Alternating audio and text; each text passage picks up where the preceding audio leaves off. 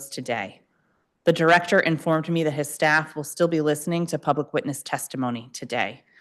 We're working on scheduling a new hearing for our DPW government witnesses and will publicize that date as soon as it is finalized.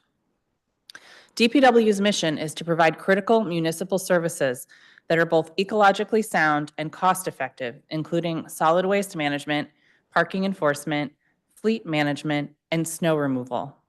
DPW is one of the district's most public-facing agencies and one of the most important agencies in this committee. When DPW does its job well, there are fewer rats, fewer scofflaw vehicles on the street, cleaner, safer, and more vibrant neighborhoods. DPW's work is seen and evaluated every single day. Because of this, the committee has significant help from concerned residents, advocates, and stakeholders in our overview of the agency.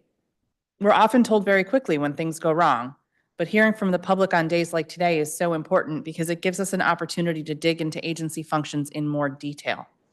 I also want to spend time digging into where things are going right and where processes are improving things overnight. While performance and budget oversight hearings are the most public way we do oversight, my team is doing oversight work for the agency year-round, and I want to highlight the entire DPW leadership team has been very responsive to me and my team. I make no excuses for where things have gone wrong, but I do appreciate this willingness to work with and be open with us. I'm proud to say the end of the last 2-year council period saw this committee move 2 major pieces of legislation related to DPW. The Clean Collections Amendment Act of 2024 requires minimum standards for solid waste disposal capacity at multifamily properties and commissions DPW to study waste management zones to improve and simplify commercial collections. The Fraudulent Vehicle Tag and Parking Enforcement Modernization Amendment Act of 2024 is a top-to-bottom reorganization of DC statute related to parking enforcement that also brings the district's parking enforcement law into the 21st century. DPW is empowered to more swiftly impound vehicles with missing, obscured, or fraudulent plates, and a new vehicle point system is created as a more equitable new standard for determining whether vehicles are boot or tow eligible. These 2 laws won't change things overnight, as they still have to be funded and rolled out, but I believe they set the agency up for continued success and improvement, and I'm looking forward to working on their implementation with the agency. This is also an exciting time for new legislation. Last month, I was joined by 10 of my colleagues to introduce the Recycling Refund and Litter Reduction Amendment Act of 2025, which establishes a beverage container deposit program in the district and a 10-cent deposit on applicable beverages, and consumers are refunded when consumers return those containers to be recycled. If the bill passes, DC would be the first state in over 20 years to implement a beverage container deposit bill. Plastic bottles alone account for 60% of the weight of all trash retrieved from the Anacostia River. Many of these containers end up going to landfill rather than getting recycled. A container deposit system like the one I've proposed is the only policy of appropriate scale to really tackle this problem. While the program would be overseen by the Department of Energy and Environment, it closely implicates DPW's work. Also on my radar during this year's performance oversight are the various pilot programs run by DPW. Curbside compost collections, the public restroom program, and scofflaw vehicle enforcement pilot. All 3 have shown major success and generally have had very high resident satisfaction, which means we should be thinking through how to wind down pilots and start to implement permanent agency programs and policies. I look forward to hearing from both our public witnesses today on these and other issues related to DPW. I greatly value your input. I do want to remind our witnesses that have joined today to make sure you submit written testimony, which you can do through the hearing management system. There are only a small handful of people on our witness list today we have written testimony for, which helps me and my team review and formulate questions and ensures that comments are enshrined in the written record. The portal is open and available to submit testimony during our hearing today. You can find it at lims.dccouncil.gov/hearing.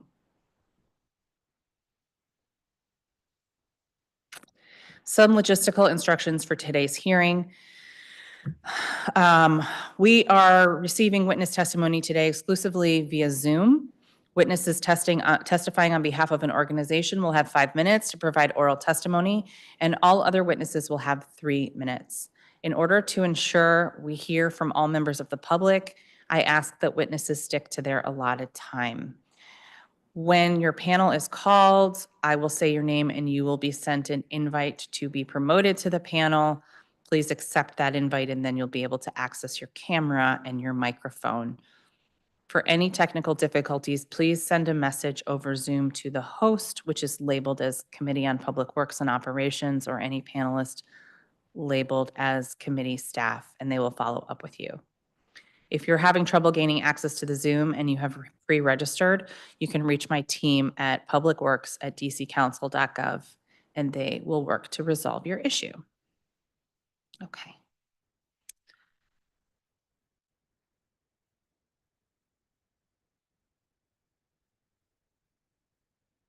All right, our first panel includes Mark Eckenweiler, ANC 6C04, Huma Imtiaz, ANC 5E04, Zachary Israel, Ed Comer, ANC 2A, Tripti Patel, ANC 2A, Joe Bishop Henchman, ANC 5F06, Jamila White, ANC 8A,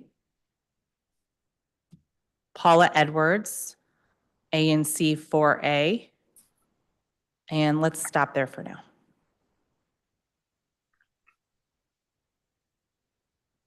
Commissioner Eckenweiler, you may begin. Thank you, Madam Chair. Can you hear me okay? Yes. Great, thank you. Madam Chair, members of the committee, my name is Mark Eckenweiler. I am the Vice Chair for ANC 6C and Commissioner for Single Member District 6C04. I'm here this morning to talk about the failure of DPW's Parking Enforcement Management Administration, PEMA, to enforce the residential parking permit penalties prescribed by the council. Now, there's a lot to say here on this subject broadly, but today I want to focus on one particular issue. As you know, district regulations provide for the creation of RPP designated blocks. Drivers who park without appropriate permits for more than 2 hours in such spaces are subject to an initial penalty of $35. And for chronic offenders, third and subsequent offenses in a given calendar year are subject to a fine of $65. Separately, the regulations also provide for resident-only RPP blocks with no 2-hour grace period. There's a similar but non-identical structure of fines here, $30 for the first 2 violations, and in a single calendar year, third and subsequent violations are subject to a $60 penalty. Now, obviously, these rules serve multiple goals. Most obviously, they reserve street parking for residences and their residents and their visitors where parking is in greatest demand. But as a secondary and very important benefit, they deter non-residents from making vehicle trips into the district, getting essentially free parking. And this thereby reduces traffic volumes, other adverse impacts such as air pollution. Unfortunately, PEMA is not applying these rules properly. When citing violators on resident-only blocks, so those are the blocks with no 2-hour grace period, PEMA officers consistently issue tickets for, quote, disobeying official sign, close quote, which incurs a fixed $30 fine. These violations have no enhanced penalty for repeat violators, and the result is PEMA is giving chronic offenders a substantial discount, which undermines the rule's deterrent effect. I first brought this problem to the attention of the administrator more than 2.5 years ago, that was June 2022, and have followed up multiple times, most recently in December. The administrator has replied promising a substantive response on multiple occasions, but has never done so. Now, my concerns are not purely theoretical. Repeat offenders are aware of this loophole and are actively exploiting it. I have a Maryland driver who parks in my SMD all day, every day, who has discovered that by parking in a resident-only space, he can get a substantial discount on those rare occasions when he gets any sort of ticket. And in my written submission, I've given you a list of citations issued to this particular vehicle. So I have 2 requests of the committee this morning. One is I implore you, persuade, cajole, demand, whatever verb you choose, get PEMA to start writing the right ticket for the right violation. Right now, that $60 chronic offender penalty for resident-only zones is meaningless. They're just not writing those tickets at all. But second, more broadly, I'd like to suggest that the current regime of having a separate resident-only set of penalties and then RPP doesn't really make sense. I think we should unify those, have one consistent set of fines. If you want to give people, 2 bites at the apple before they get, the fines double, fine. But there's no reason to have these be separate categories. We have a lot of folks, I certainly see this in my SMD, I live very near Union Station, who simply come in every week and they're willing to chance it. Often they're not ticketed at all. In order to have deterrent effect, we don't need to give people 2, low-cost tickets in this category and then 2 in the other category. It ought to be really simple. After your first 2 violations of RPP of any sort, resident only or conventional RPP, from then on, get a doubled fine, start paying the price for your chronic violations. And that's the substance of my testimony this morning, Madam Chair. I appreciate the opportunity to testify, and I would be happy to answer any questions. Thank you very much. Commissioner Imtiaz. Thank you so much, Council Member, and thank you for having me. My name is Humayun Imtiaz. I'm a commissioner in ANC 5E, representing Single Member District 5E04, which includes parts of Bloomingdale and a little bit of Edgewood and Ward 5. This testimony is in my individual capacity as a commissioner. And, as you alluded to in the beginning, this hearing could not have come at a more opportune time because we're expected to have a snowstorm this evening, but we're still feeling the impact of the previous snowstorm. Across my neighborhood, and I'm sure yours too, every block has Christmas trees piled up that DPW has yet to pick up. I mean, maybe they're a gift for my dog who has really enjoyed being on them, but I'm not really quite sure why DPW hasn't yet picked them up. Leaf collection has only just resumed again. While main avenues that led to downtown DC were immediately cleared in the hours after the snow that fell in January, residents in my ANC could neither navigate the streets nor cross the sidewalks because of all the snow that was piled up at ramps. DPW snow teams seem to only care about making roads navigable while ignoring and actively impeding access for pedestrians, including those who would require the use of ramps or bus stops. Trash collection was delayed for more than a week, and DPW refused to treat alleys ahead of time. 2 public trash cans in my neighborhood were overflowing for days and were only cleared out because I reached out to a council member's office for help. If DPW wants to do its job, like doing trash collection, it only has itself to blame for not being able to do so by not treating alleyways, which is how DPW collects trash from many neighborhoods. The other issue I wanted to highlight as a focus was DPW's parking enforcement. About a week ago or so, I saw a driver run a red light and endanger multiple pedestrians in the middle of the day. When I looked at how many tickets they owe, the amount, some $6,000 and counting as of today, was unsurprising because more often than not, DPW parking inspectors just keep issuing tickets. If someone owes thousands of tickets already, issuing them one more ticket is not going to change anything. Why impoundment in those cases or a boot is not the first call an inspector makes is beyond many of us. In the example I cited above, the driver had a DC plate, but yet we also continue to see cars on our streets every day with paper tags, some expired, some often blatantly fraudulent, some written with Sharpies that drive, and these drivers drive with impunity on our streets. And we have yet to see a plan from DPW that will actually penalize drivers and take these cars off of our streets. Given that DPW touts itself as a preferred choice, their slogan on their trash trucks, it is unfortunate that DPW's poor performance extends to other aspects. In multiple cases in the last year alone, DPW has closed tickets with no action taken when residents have submitted requests for pickup of illegally dumped goods. Trash piles up in public medians along busy roads. A resident who has also submitted testimony to this committee's oversight hearing has testified about how he picks up multiple bags of trash by himself every week because DPW will not do its job. And this is on the unit block of Rhode Island Avenue Northwest. Getting new trash cans takes months, if not years, and asking for a public trash can requires divine intervention. Councilmember, I really urge you to press DPW to fulfill its basic duties for the residents. And thank you, and I'm available for questions. Thank you very much for your testimony. Zachary Israel.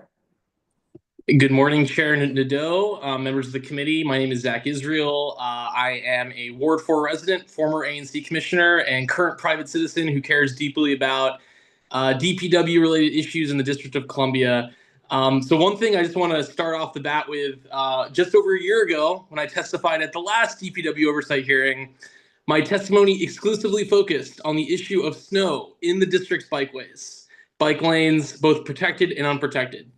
And my criticism was aimed at DPW.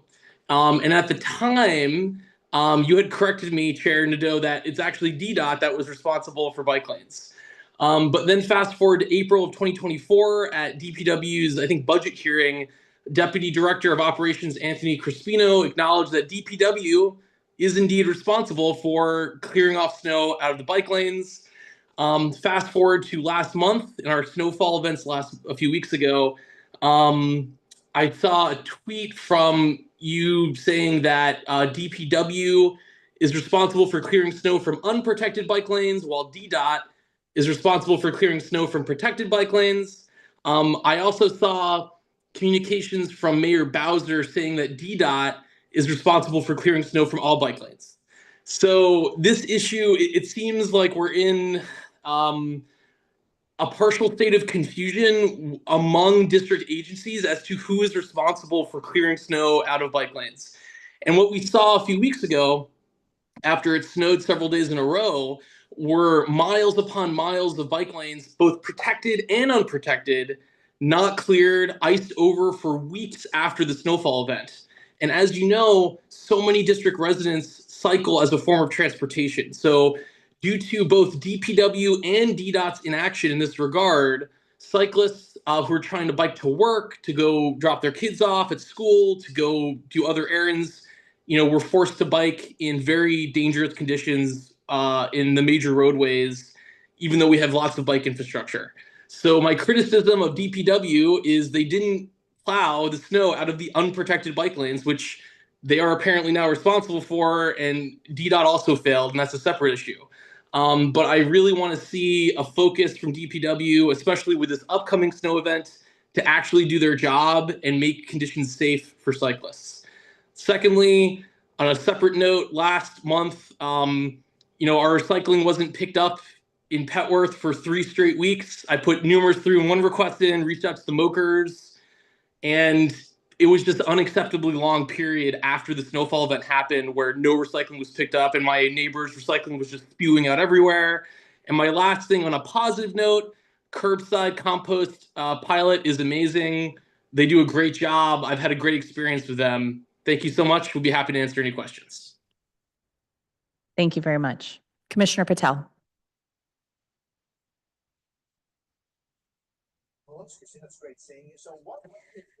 Good morning, Chairperson Nadeau. Thank you for hosting this hearing so that our comments can be entered into the permanent record. My name is Tripti Patel, and I'm a 4th-term ANC Commissioner representing Single-Member District 2A03, which is historic Foggy Bottom. I'm testifying to say that the performance of Department of Public Works, DPW, from the last snowstorm has not been ideal. Let's hope that they have learned their lessons and will be better for this snowstorm that's coming up.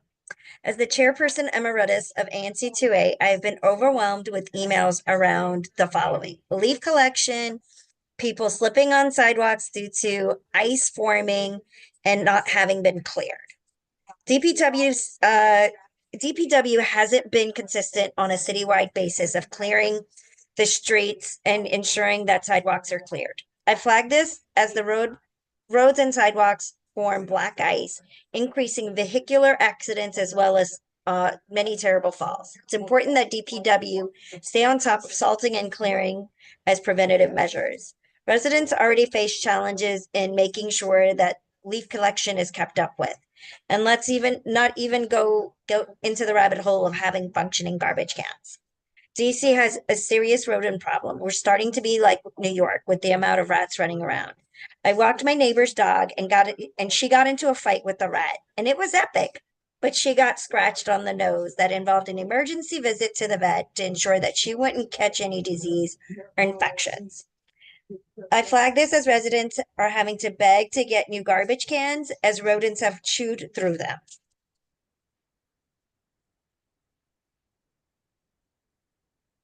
As the unhoused population has increased, so has the amount of trash that's being disposed of in public places.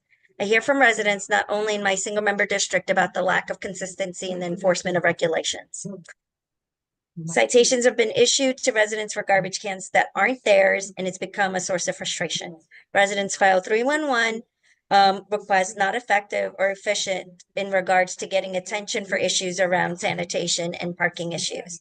Another major issue I have flagged with the Ward 2 Mokers is the medical waste that is not being properly disposed of. And I believe it's been resolved. So wanted to tell you that that has been solved. My SMD contains one of the few residential alleys left in DC Snow's Court.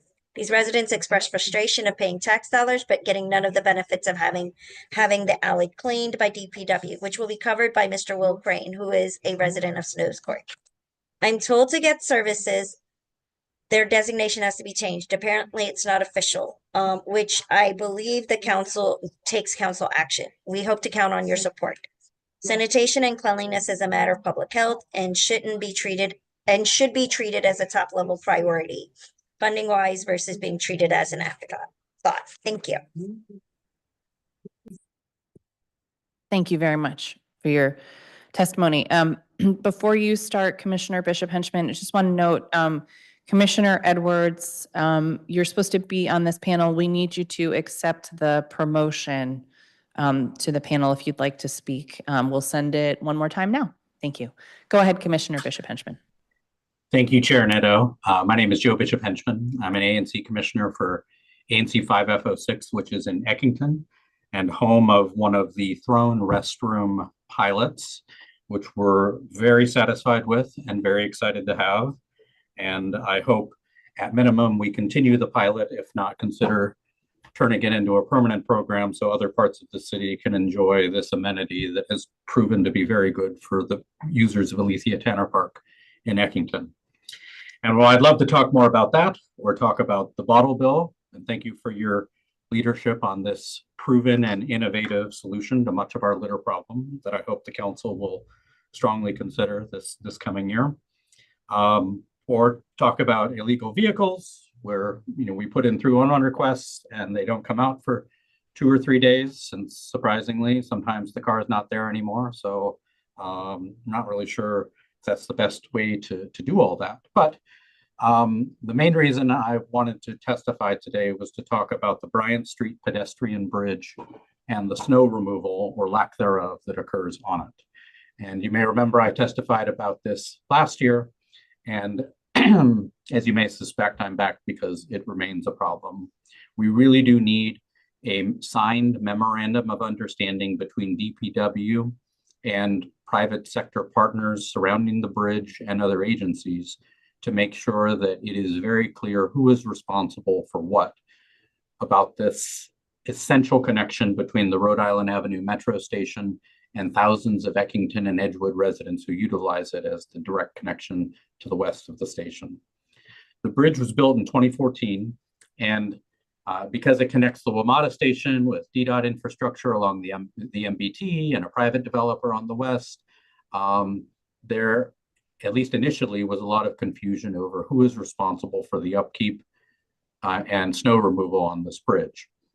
Luckily, Councilmember McDuffie in 2020 pressed that issue and got confirmation that DPW is responsible for snow removal on the bridge and DDOT is otherwise responsible for it. Unfortunately, sometimes things get forgotten. And so last year in 2024, after 2 snowfalls, the bridge was left an icy mess for days. Commissioner Rusani and I intervened with the mayor's office. And after a couple days, we managed to get confirmation yet again that DPW is responsible and they got a team out to clear the snow and ice. Unfortunately, this last winter in February, in order to resolve this once and for all, we asked for the first time that a memorandum of understanding occur between all of the agencies on this. To date, that has not happened. Because that has not happened, as snow was approaching this January, just over a month ago, we were getting worried, and so we proactively reached out to the mayor's office and to DPW to remind them that DPW is responsible for the bridge and to get the bridge pre-treated and to get it cleared after the snow happened. The pre-treatment did not occur. The snow started to fall January 5th. Nothing was happening on the bridge. And January 6th, 7th, the bridge was an icy mess for everybody trying to get it. Commissioner Sani and I flagged it repeatedly. Councilmember Parker joined in January 6th, January 7th, January 8th. Commuters, the city reopened January 8th. Commuters were having to pick their way across the snow and ice, very dangerous situation. That's when complaints really poured in. And that evening, DPW finally came out to begin clearing the bridge. They ran out of salt when the job was about a third done. And so they had to leave. They said they would come back. They did not come back the next day. I think it was the day after that, they finally came back and chiseled a 2-person wide corridor. And then it took another day or two. Councilmember Parker had to intervene again in order to get them to come back and finally clear the bridge. I want to make clear, this is not a situation where we want our thing cleared first before everyone else in the city. I know that it's a big city and there's a lot of infrastructure to clear every snowfall, and it can get, not everybody can be first.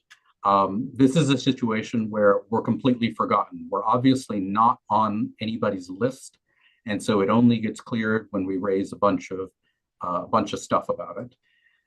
As I said, there is a private developer up to the west and the metro to the east, WMATA to the east. They want to chip in, they want to help, but the only way they can do that legally is if there is a signed memorandum of understanding with the city, allowing them to do that for insurance purposes. So we hope you will press the issue and help make that happen. Thank you for the opportunity to testify today. Thank you very much. We're going to go to Commissioner Edwards next. I want to note Commissioner Jamila White from ANC 8A. I see that you're in the Zoom. If you could accept the promotion to the panel, you'll be the next to testify. Go ahead, Commissioner Edwards. Thank you. I'm having some difficulty with my connection. Can I be moved back in the queue? Sure, that's Thank not a you. problem.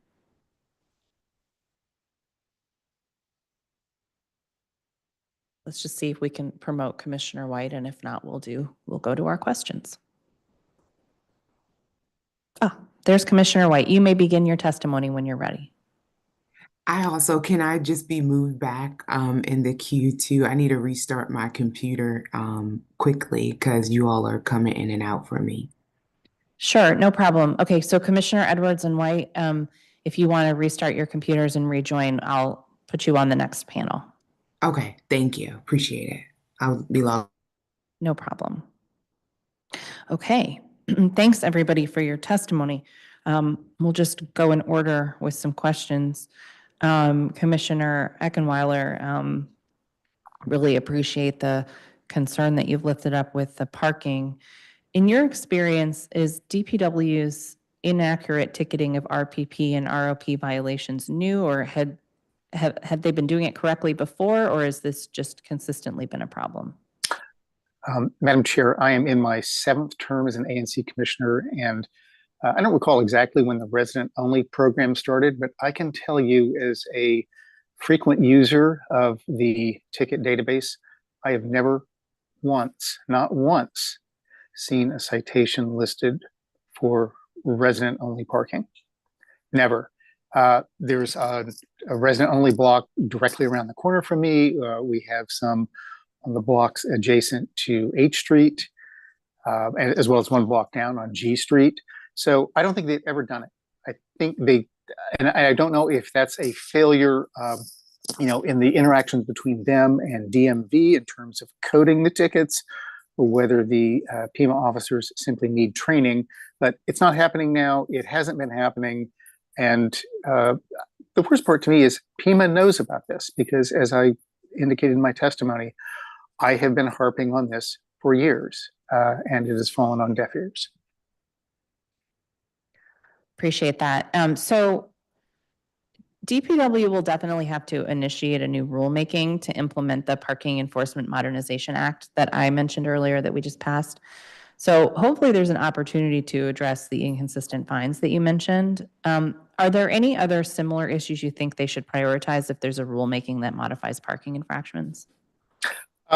Well, so I think the problem with resident-only ticketing, it really doesn't have anything to do with the regulations. We have the regulations in place now. But the second point that I raised at the end of my testimony about harmonizing and consolidating RPP and ROP, so that's simply one regime, I think that's something that should very much be a priority in any upcoming rulemaking. Great.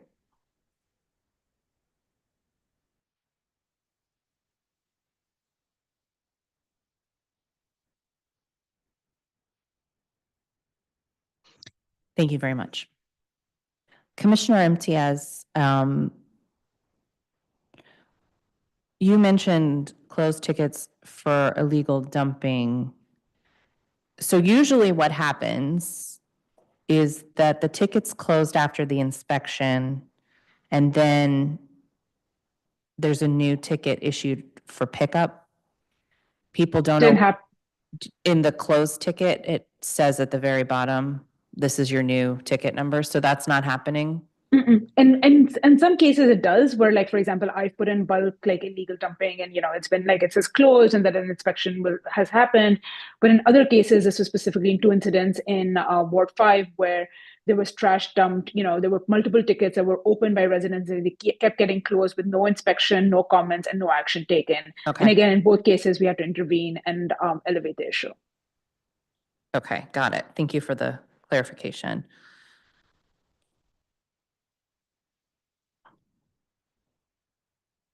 Are those in, did any of those happen to be in alleys versus other public rights of way? Public rights of way, like on the main road. One was on the intersection of First and U Street Northwest, and the other was on the unit block of V Street Northeast.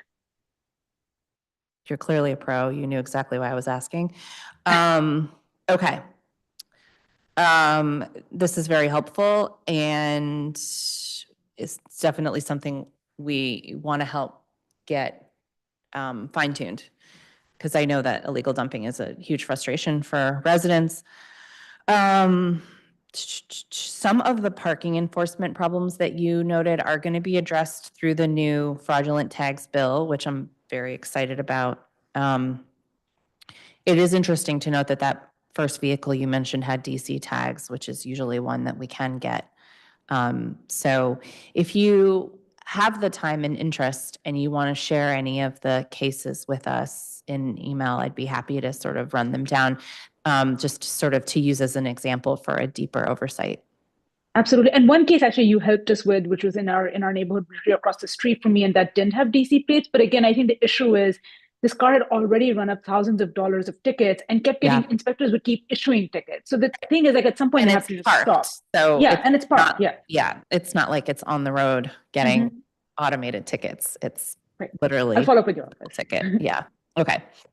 Right on. Okay. Well, thank you. Appreciate that. And Zachary Israel, we are coordinating with Chairman Allen, who has his DDOT hearing today, to talk more about snow clearing from bike lanes. So obviously it's a big issue. We've interacted both on social media and in real life about this, and is something we're going to continue to pursue. Glad you're liking the curbside compost program. Any recommendations on how to improve as we look to expand it? I mean, in all honesty, I've been just very impressed across the board. They have a really good communications team that provides updates. They are adaptive. Like, for instance, after Halloween, they did like the pumpkin retrieval, which is something that they just sort of proactively did. So I've been very, very impressed. But I think if there's any way to incorporate those people who live in apartment buildings and condos that are currently ineligible, I know it's very costly, but I just want to put a plug in for those DC residents who are currently not eligible to participate. If there's any innovative ways they can expand it to that population, I would urge that. Great. And did you hear about the new smart compost bins that are being installed? Yes, I did. And I'm really curious in terms of how they will ultimately decide the locations across all 8 wards. I think that's going to be very important to be really strategic and thoughtful about that. Those have been decided. They're about to be installed.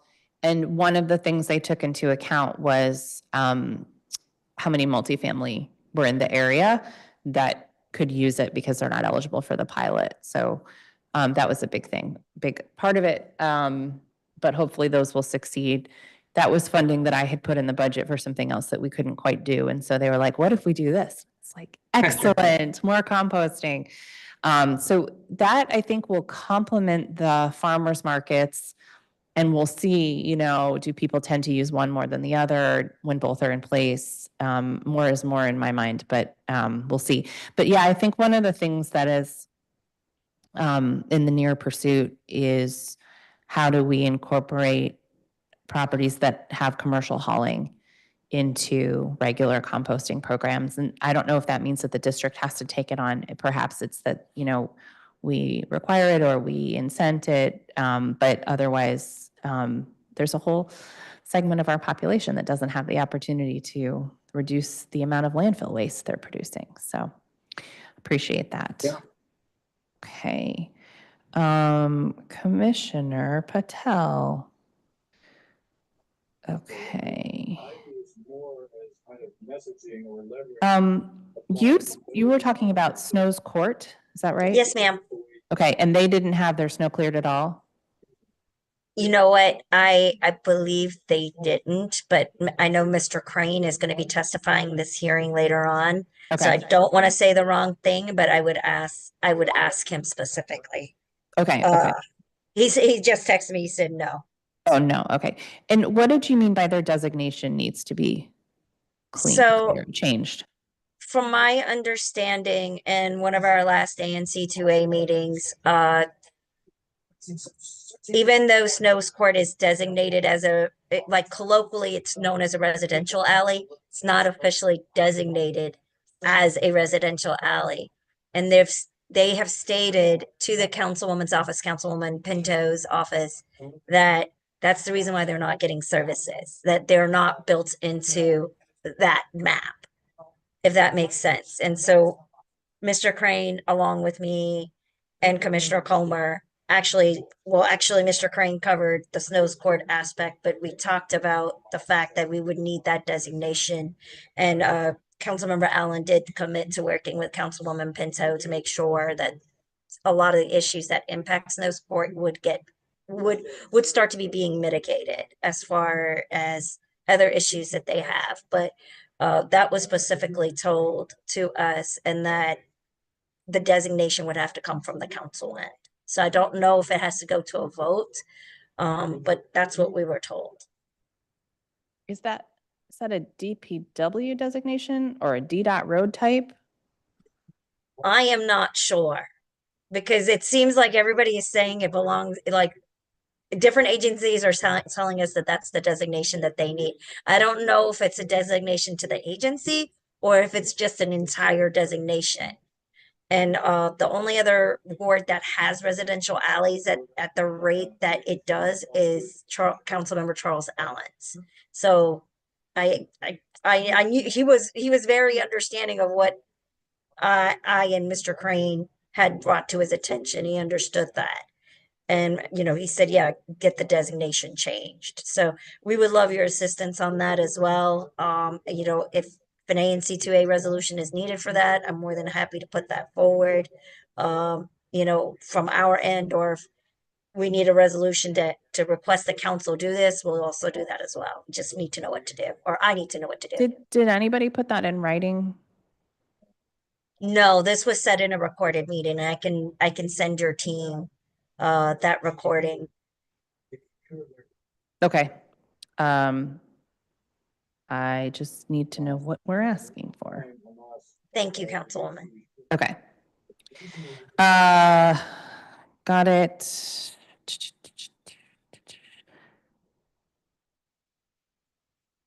Off topic for you, but on topic for me. Commissioner Patel, how would you feel if GW campus police had parking enforcement authorities? I'm going to speak just for me, not the commission. I don't think that would be an issue for my residents, to be honest. It's my residents that actually end up having to deal with fighting for parking between, I think it's my SMD and Commissioner Comer's SMD. He represents the Watergate / Kennedy Center area. And it seems to be really egregious if the Kennedy Center has events. And, we'll have people just park in our neighborhoods with like no kind of tags or anything. And, it just becomes a nightmare, and parking is already very scarce in ANC 2A, in pockets of ANC 2A. So we are definitely considering this as part of a bill in our committee right now to enhance parking enforcement resources, and have been discussing it with other universities. So feel free to shop that one around a little bit. But we had a hearing on it, and DPW was a little hesitant. But I think that it could be beneficial in areas that have the resource. Okay. Councilwoman Nadeau, would it be all right if someone from your team sent me that paperwork or the materials around that hearing? That way I can go ahead and review it and, share it with the rest of my commission colleagues. Happy to do that. Thank you for the offer. Thank you so much. Commissioner Bishop Henchman, has anyone ever responded to the ANC 5F resolution on this? From DPW, no. Okay. And we've done 2 resolutions on it at this point also. I'm sorry, say that again? We've done 2 resolutions, one last year and then one early last year, one late last year. Okay. Do you think the legal responsibility we already have for adjacent owners to clear sidewalks should also apply to the trail? I don't know. And I think somebody mentioned this earlier. They did a good job with the trail this last snowstorm. Okay. It was completely clear. It's just once you get up the stairs and try to cross the bridge, that's where you ran into issues. So trail was a problem last year, but this year was pretty good. I'm not quite sure who did it between DDOT and DPW. I know Mr. Israel talked about that's an area of uncertainty, but whoever did it did a good job. Hopefully they'll both take credit for it.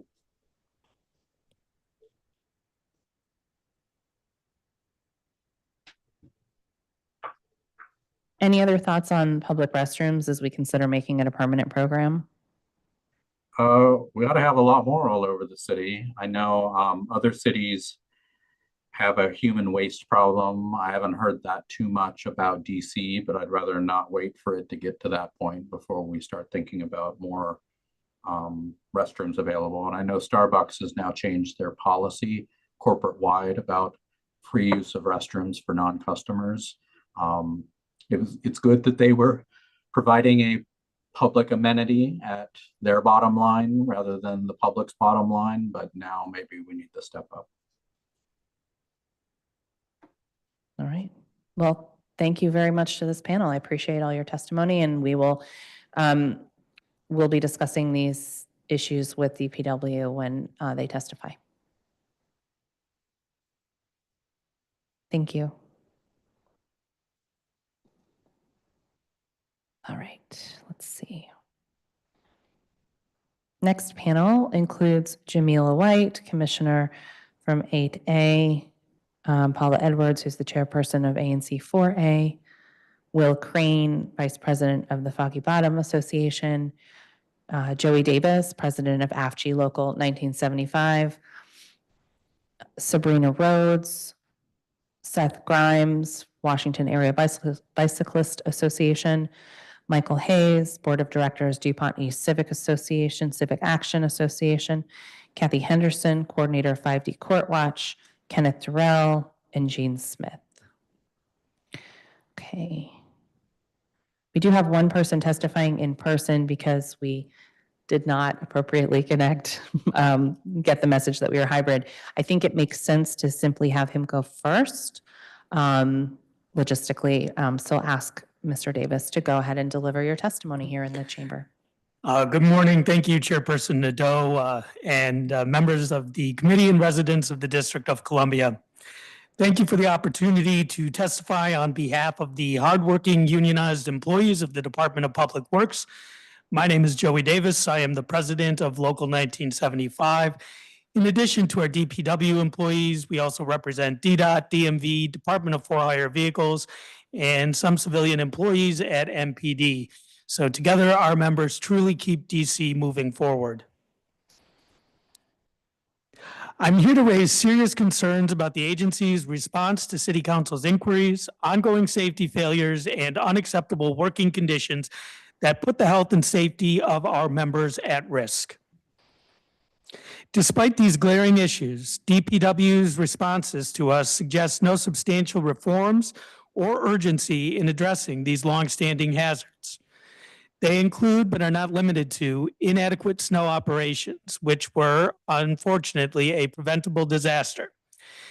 DPW's failure to properly prepare for snow events has resulted in significant operational inefficiencies and employee injuries. Several issues could have been prevented well before the first snowfall. For instance, none of the parking lots or vehicle fleets were properly prepared for snow, leading to avoidable injuries among DPW employees. And at one point, our DPW employees actually had to go across the street from the 15th Street location to get salt from another facility in order to clear the parking lot so that other employees could actually report to work. Dome lights in the salt domes were non-functional, as well as the exhaust systems. These issues were reported by employees far prior to the snowfall that occurred.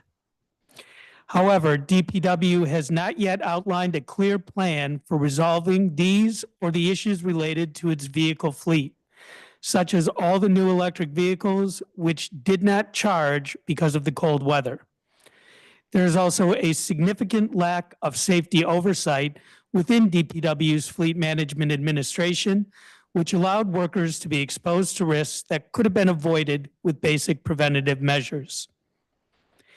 DPW's failure to address these issues before the winter season highlights a clear pattern of neglect and mismanagement.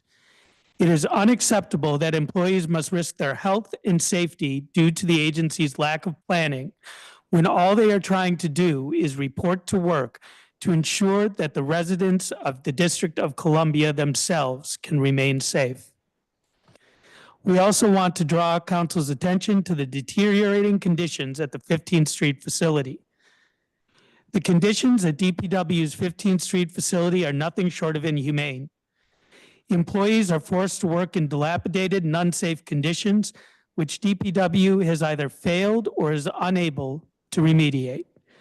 These include doors that will not open, leaving employees stranded out in the cold; leaking roofs, which continue to expose workers to unsafe work environments; non-functioning heating systems in portions of the building, which force employees to endure extreme cold and violate basic workplace safety standards. Most concerningly, there's also a mold problem that has created significant health hazards, with no clear commitment from DPW as to how to fix these structural concerns. These issues are not new, and DPW has provided no credible plan to address these ongoing hazards. The agency's lack of urgency shows a complete disregard for the well-being of its workforce.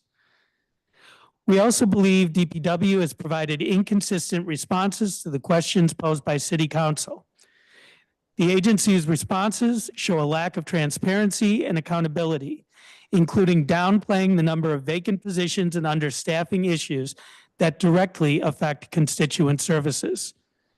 They've provided conflicting information about fleet readiness and safety improvements that contradict the experiences of frontline workers. And they've failed to address repeated concerns raised by employees regarding hazardous working conditions. We demand that DPW provide clear, truthful, and actionable responses about how it plans to rectify these failures moving forward. In our opinion, several things need to change, and we are calling on the DC Council to take immediate action by mandating that DPW address all of its safety failures, including the removal of all hazardous vehicles that must be immediately be repaired or taken out of service, conducting a full assessment of working conditions at the 15th Street facility, and ensuring that those repairs are undertaken with DGS or private contractors without delay. And we also ask that Council holds DPW accountable for potentially misleading responses, and that it requires real workforce safety plans before the next winter season comes into place. We also want to draw council's attention to the fact that the current ticketing system is oppressive.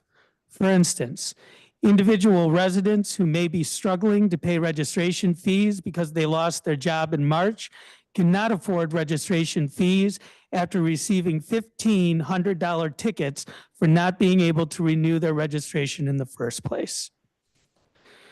The hardworking men and women of DPW deserve safe working conditions, honest leadership, and a commitment to addressing workplace hazards before they become life-threatening emergencies. Council must take action to ensure that DPW can no longer ignore the safety concerns of its workforce. I thank you, and I welcome any questions you may have. Thank you very much for your testimony. Will Crane is next. Good morning. My name is, and thank you for the opportunity to discuss DPW today. It's a pleasure to speak with you, Councilmember Nadeau. My name is Will Crane, and I am the Vice President of the Foggy Bottom Association. I've been a resident of SMD 2A03 since 1999, living in Snow's Court, a residential alley in the heart of Foggy Bottom. I've worked many years to make my home a better place for my family, friends, and neighbors. And despite numerous attempts to resolve ongoing issues, I am now testifying for only my second time in front of council to share these persistent challenges we face with DPW services. In preparation for this hearing, I reviewed email correspondence with DPW dating back to 2008, and they all address the same ongoing problems. To provide some context, Snow's Court is a residential alley built in 1884, just 9 feet wide, and our front doors open directly onto public space, much like Glick Court in your district. This is one of over 30 alley homes in Foggy Bottom. Many residents, including myself, face challenges with rat-chewed containers located so close to our front doors and the overall trash collection process, particularly incomplete collections and spillage at our front doors. One recent incident involved a rat that ran up my neighbor's arm as she tried to place out her cans for the 5th time after weeks of missed collections in January. In fact, we only had one trash collection in January 2025. One DPW supervisor told me that perhaps it was the residents to blame for the rats, suggesting we mix bleach and ammonia to keep our cans clean. Truly some toxic guidance. I've submitted a spreadsheet in my testimony showing a small number of 311 requests I've made for rat replacement containers, with some requests only being resolved after 400 days. This is not a rare or isolated experience. It is only when I escalate the issue through public meetings or by contacting the Ward 2 Council office that any action is taken. Despite the creation of the Snow's Court Multi-Agency Task Force by Councilmember Pinto in August 2023, service delays persist. Our requests to participate in a pilot program to improve service have been repeatedly denied without explanation. I respectfully urge you to hold DPW leadership accountable and request that they prioritize the following. Policy. Recognize the difference between a commercial alley and a residential alley. Work with community leaders to source rat-proof containers suitable for small-scale historic districts and create an alley-dwelling solid waste policy that respects our status as full tax-paying citizens, as well as simply residents calling this place home. Provide clear posted collection dates and rules directly on the containers with a QR code, and ask DPW why it takes over a year to fulfill rat replacement container requests when health and safety are at risk in our residential alleys. Snow clearance. When Snowmageddon hit in 2010, Snow's Court went without trash collection for months because the collection trucks could not navigate the alley. Ice and snow remained well into the spring, creating hazardous and unsanitary conditions. The situation was truly unbearable. Despite efforts by Councilmember Jack Evans' office to work with DPW, no resolution was reached.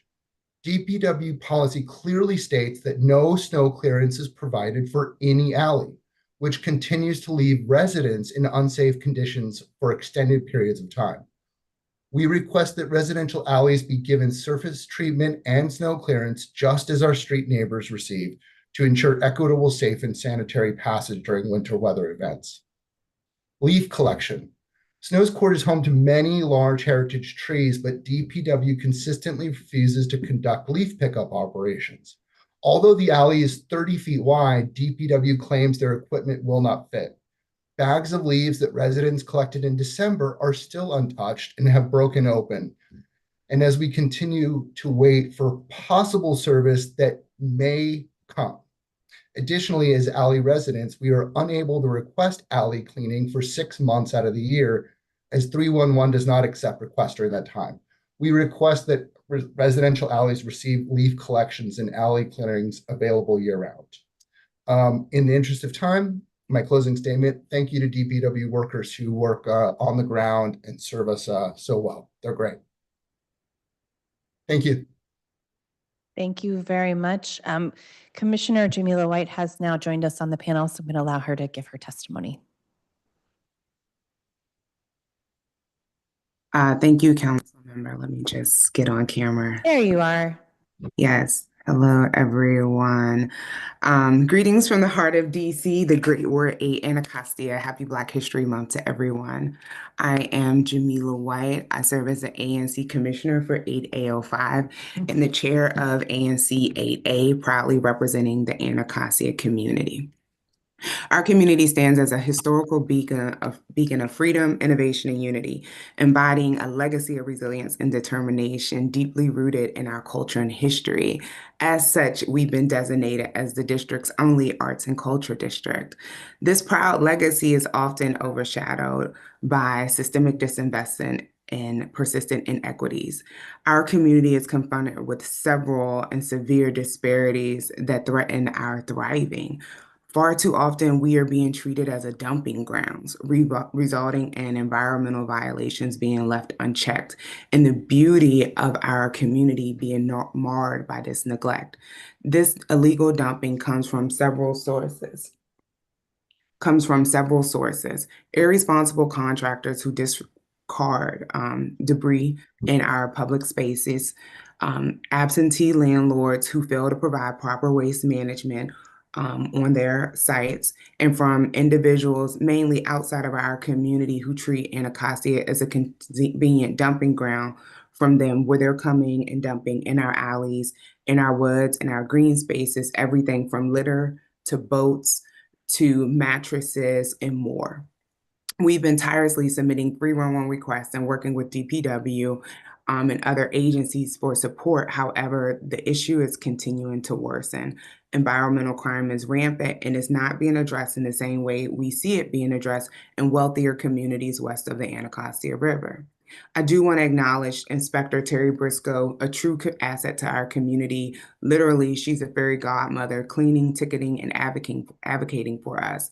However, her tireless efforts alone are not enough to address the scale of this problem and the entire community's environmental needs. We need DPW to take a bold, proactive measures to prevent illegal dumping in our alleyways and green spaces, including regular cleanups and stronger enforcement. We demand that DPW and DOB come together to hold landlords accountable for maintaining proper waste management on their properties, so to ensure that their residents are not left with any other choice but to dump in the trash and alleyways, or yet just dump in the backyards of those buildings. We've been asking for a community walk with the DPW director and for him to attend our ANC meetings for almost a year now. Yet we have not been able to secure his direct attention.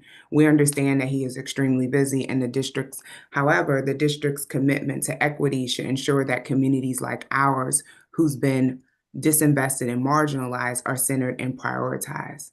We want to strengthen our relationship with DPS and are asking for your support for a genuine environmental improvement plan for our community, one that could be piloted and maybe modeled throughout the rest of Ward 8 when it comes to real environmental justice investments and programming. We ask that with this plan, there's a community advisory board set up to ensure that the voices of our community are included and also are driving the solutions and part of accountability. We're asking for real action to be taken and for that our community to get the same attention and resources as other neighborhoods.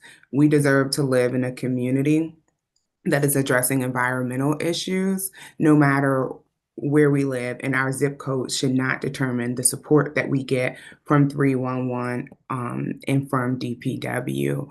Council member, I just want to thank you for your service and your deep commitment to social and racial justice. I know that you understand that environmental justice is social and racial justice, and we need that to realize the future that we deserve. Thank you very much.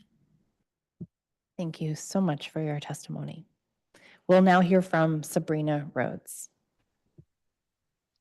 Yes, good afternoon, everyone. Councilmember and Chair Nadeau, DPW staff and witnesses. My name is Sabrina Rhodes. I'm a community organizer with Empower DC and also ANC Commissioner 5DO2 here in Ivy City. I appreciate the opportunity to allow me to testify.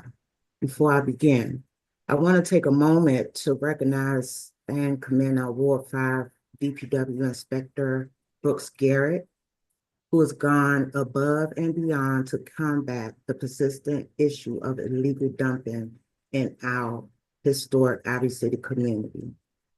Her dedication is truly appreciated, but this ongoing illegal dumping issue must be addressed at a broader level, as was said before me.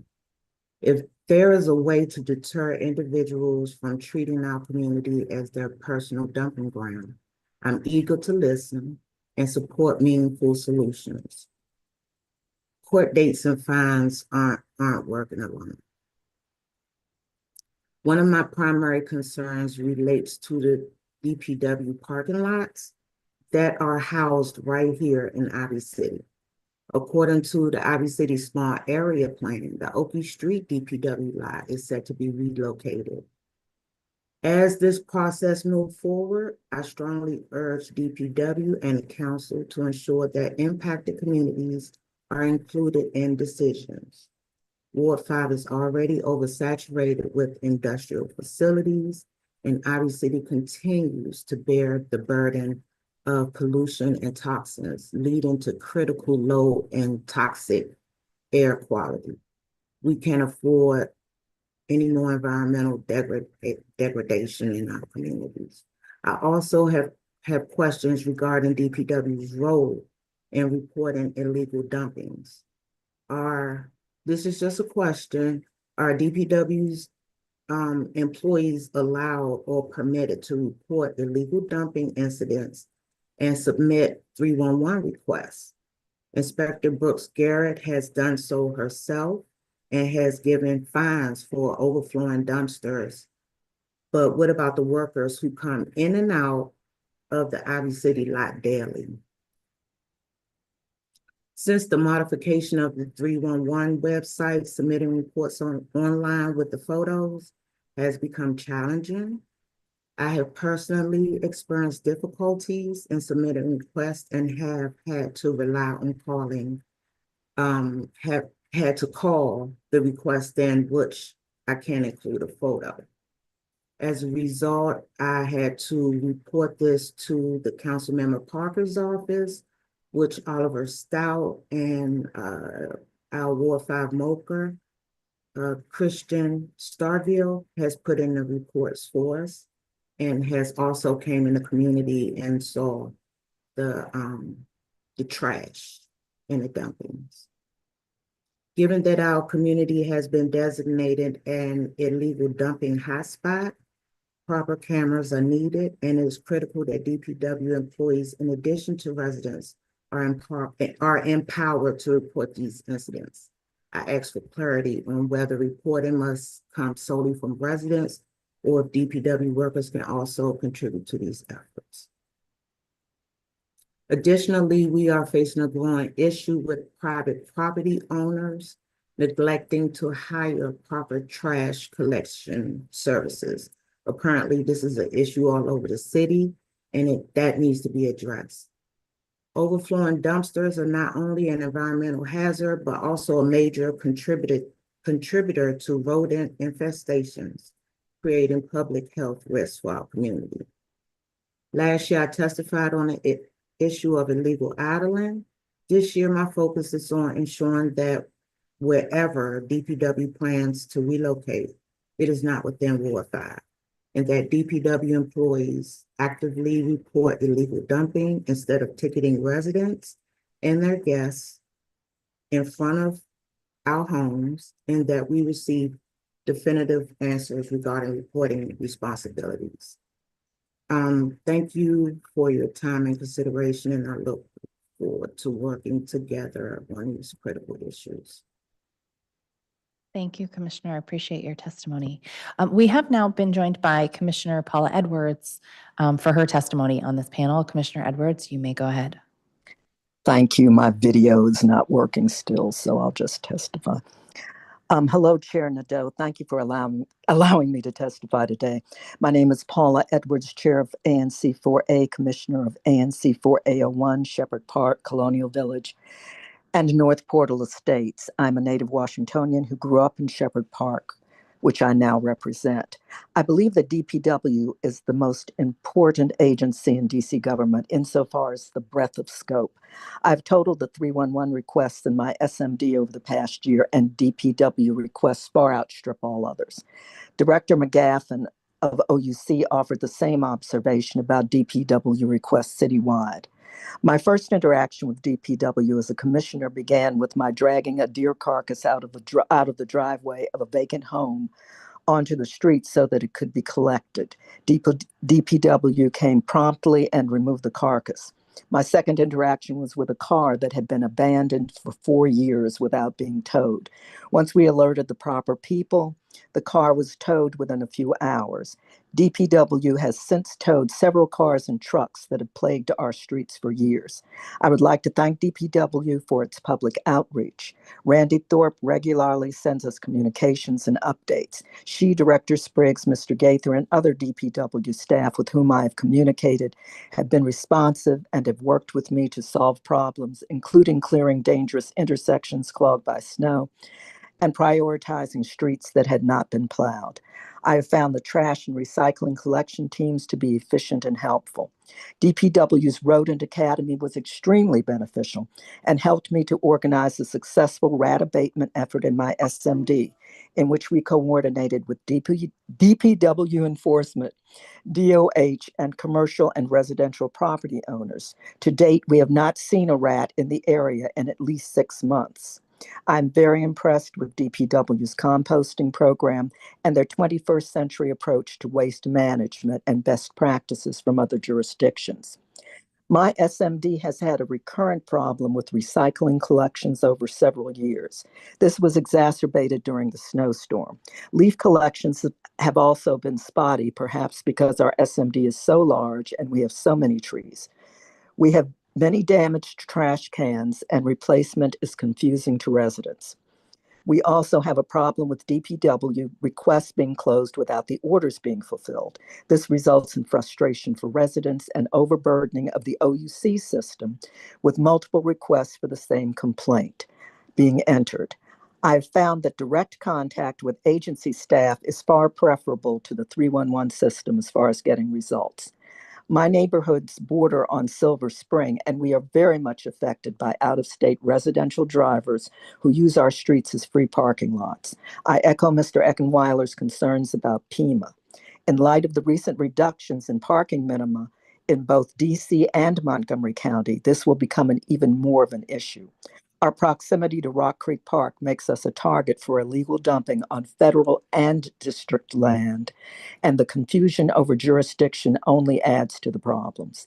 I will expand on other experiences with the agency in my written testimony.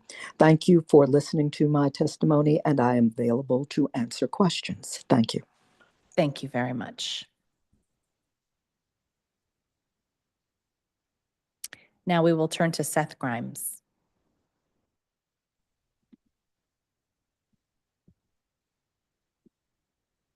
Thank you, Chair Nadeau. Should have video. Here we go. Thank you, Chair Nadeau, and good afternoon to everyone who is listening to today's hearing or watching it. I am Seth Grimes. I am Washington, D.C. organizer with Washington Area Bicyclist Association. I'm speaking on behalf of our 5,000 members and nearly 25,000 regional advocacy supporters. We appreciate the opportunity to testify on this occasion. We'll also presume to testify to speak for the 18,000 DC residents who bike to work on a daily basis, according to Go DC Go, the District Department of Transportation Sustainable Transportation Initiative. There are over 6 million capital bike share rides taken in 2024 and over 8 million trips, excluding capital bike share, from other micromobility providers. And of course, the district is home to many, many thousands of other bicyclists. My testimony is going to repeat concerns that you heard about from especially the first panel, but I'll tell some stories to help flesh out the situation. The district's bicyclists and micromobility users rely on and value the city's bike lane and trail network. We deserve safe, well-maintained infrastructure, which, related to DPW responsibilities, means bike lanes clear of leaves, debris, illegally stopped or parked vehicles, and snow and ice. Bike lane obstructions are hazardous and often dangerously force riders into motor vehicle traffic lanes and onto the sidewalk. We quote a message sent by a member to WABA on January 18th. DC and the National Park Service have made minimal effort to ensure that all the bike lanes are rideable after the recent snowstorm. Today, the bike lanes on 11th Street have ice on them. The bike track on 15th Street has a 3-foot-tall mound of snow that was left by a plow. The bike track at Haynes Point, of course, that's NPS, has ice and snow on the west side. The bike lanes on Q, R, and T streets have ice patches. Another member wrote us on January 30. First and top of mind at the moment, it has been approaching 3 full weeks since the primary snowfall of the winter, and there are still bike lanes with ice built up in them. This snowfall has been a massive failure of the responsible agencies and really disheartening as both a pedestrian and a cyclist. We know, switching to leaf clutter in bike lanes, that DPW has stepped up bike lane leaf and debris clearing. DPW responded to committee questions stating that the department deploys 8 bike lane sweepers and tackles awards lanes each week in rotation and also responds to clearing requests. But all the same, here's what another WABA member wrote us on November 12th, quote, I rely on the New Mexico Avenue Northwest cycle track to get to work. Right now it is hazardous. There are so many piles of leaves that it seems implausible that nearby homeowners are not dumping the leaves from their yards into it. What's the correct order of operations to get to the correct screen, on 311 to report the issue for this and other matters?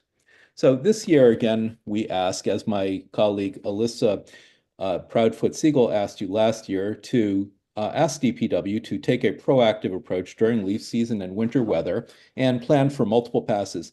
Leaves can make bike lanes hazardous by hiding large debris and create traction issues when wet. DPW leaf crews do a thorough job, but a more timely response is needed. We ask you again to create a dedicated 311 service request for bike lane sweeping, snow and ice clearing, and for trail maintenance. If a resident does take time to call or file a request, the effort should be rewarded with action, not a closed ticket because they could not find the appropriate service category. Next, enforcement. Person who wrote WABA about uncleared snow after 3 weeks also wrote, I live along the new Columbia Road lanes. There's a proliferation of mopeds, motorcycles, food delivery drivers using bike lanes as a means of dodging in and out of traffic. It's only a matter of time before one of those people kills a cyclist. It hasn't happened already. It is also a common occurrence to find a car that has somehow found its way into a bike lane. Greater enforcement really, I think, is a key. We agree, but we note that according to the DPW statistics offered before the hearing, the number of stop stand bike lane citations issued has decreased from 2,105 in FY22 to just 1,684 in FY24. We want redoubled enforcement efforts. There's also a question of scofflaws and the funds there. So in conclusion, we've identified 3 issues: clearing snow and ice from bike lanes, the need for stepped up seasonal leaf clearing from bike lanes, as well as the service request system, and concerns about insufficient enforcement addressing vehicles stop, stand, or parking in a bike lane. So we ask the committee, the council, and the Department of Public Works, in cooperation with other city agencies, to energetically address these concerns. Thank you for the opportunity to testify today. Thank you very much for your testimony. Next, we'll hear from Michael Hayes. Thank you, Councilmember Nadeau. I'm testifying on behalf of the DuPont East Civic Action Association. The Washingtonian magazine wrote that, quote, DC has finally claimed the title of the rat capital of the United States. CNN noted that even among the rattiest cities identified in a recent study, DC, quote, stood out. It had 1.5 times greater growth in rat populations than New York City. DC rat complaints rose from over 1,400 in 2010 to over 12,000 in 2021, and even this huge number understates the problem. Why is this problem so bad in DC? Over 2.5 years ago, DECA submitted a letter to the DC government showing through photographic evidence that the plastic trash cans that DPW continues to use throughout DC provide a ready food source for tens of thousands, if not hundreds of thousands, of rats because the rats can easily chew through them. I submitted numerous photographs of DC supplied plastic trash cans in my record submission that the rats have chewed through. In some blocks, it's almost every single can. I would refer those attending this hearing to those photos in my record submission in Exhibit 1 and Exhibit 2 that show how pervasive this problem is.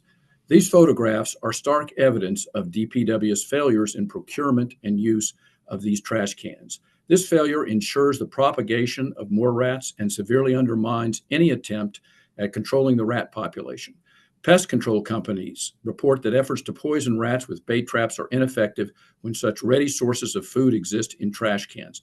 The rats prefer the food in the trash cans to the bait in the traps. Why should the rats eat at McDonald's when they can eat at the Palm? This exploding rat population creates a huge public health crisis. Rats are associated with more than 50 pathogens that affect people, have huge mental health impacts on people living around them, and cause extensive property damage. There are even news articles reporting on rats attacking babies, including one where an infant was found nearly eaten alive by rats. Surely DC residents should not have to await such tragedies before the DC Council will take action. In light of this public health crisis and the property damage that rats are causing, what has DPW done to address this problem of ineffective trash cans? The answer? Absolutely nothing. DPW appears to be of the view that a rodent-proof trash can is not available. This is simply false. Numerous sources report that rats cannot chew through hard metals such as steel. Is such a steel trash can available? Again, the answer is yes. A quick look at various websites shows, among other items, the Barron Steel 1-gallon trash can that is, quote, rodent-proof, end quote. DPW could have solicited such steel cans with wheels and a hinged lid and a larger metal can as well. It did none of these things.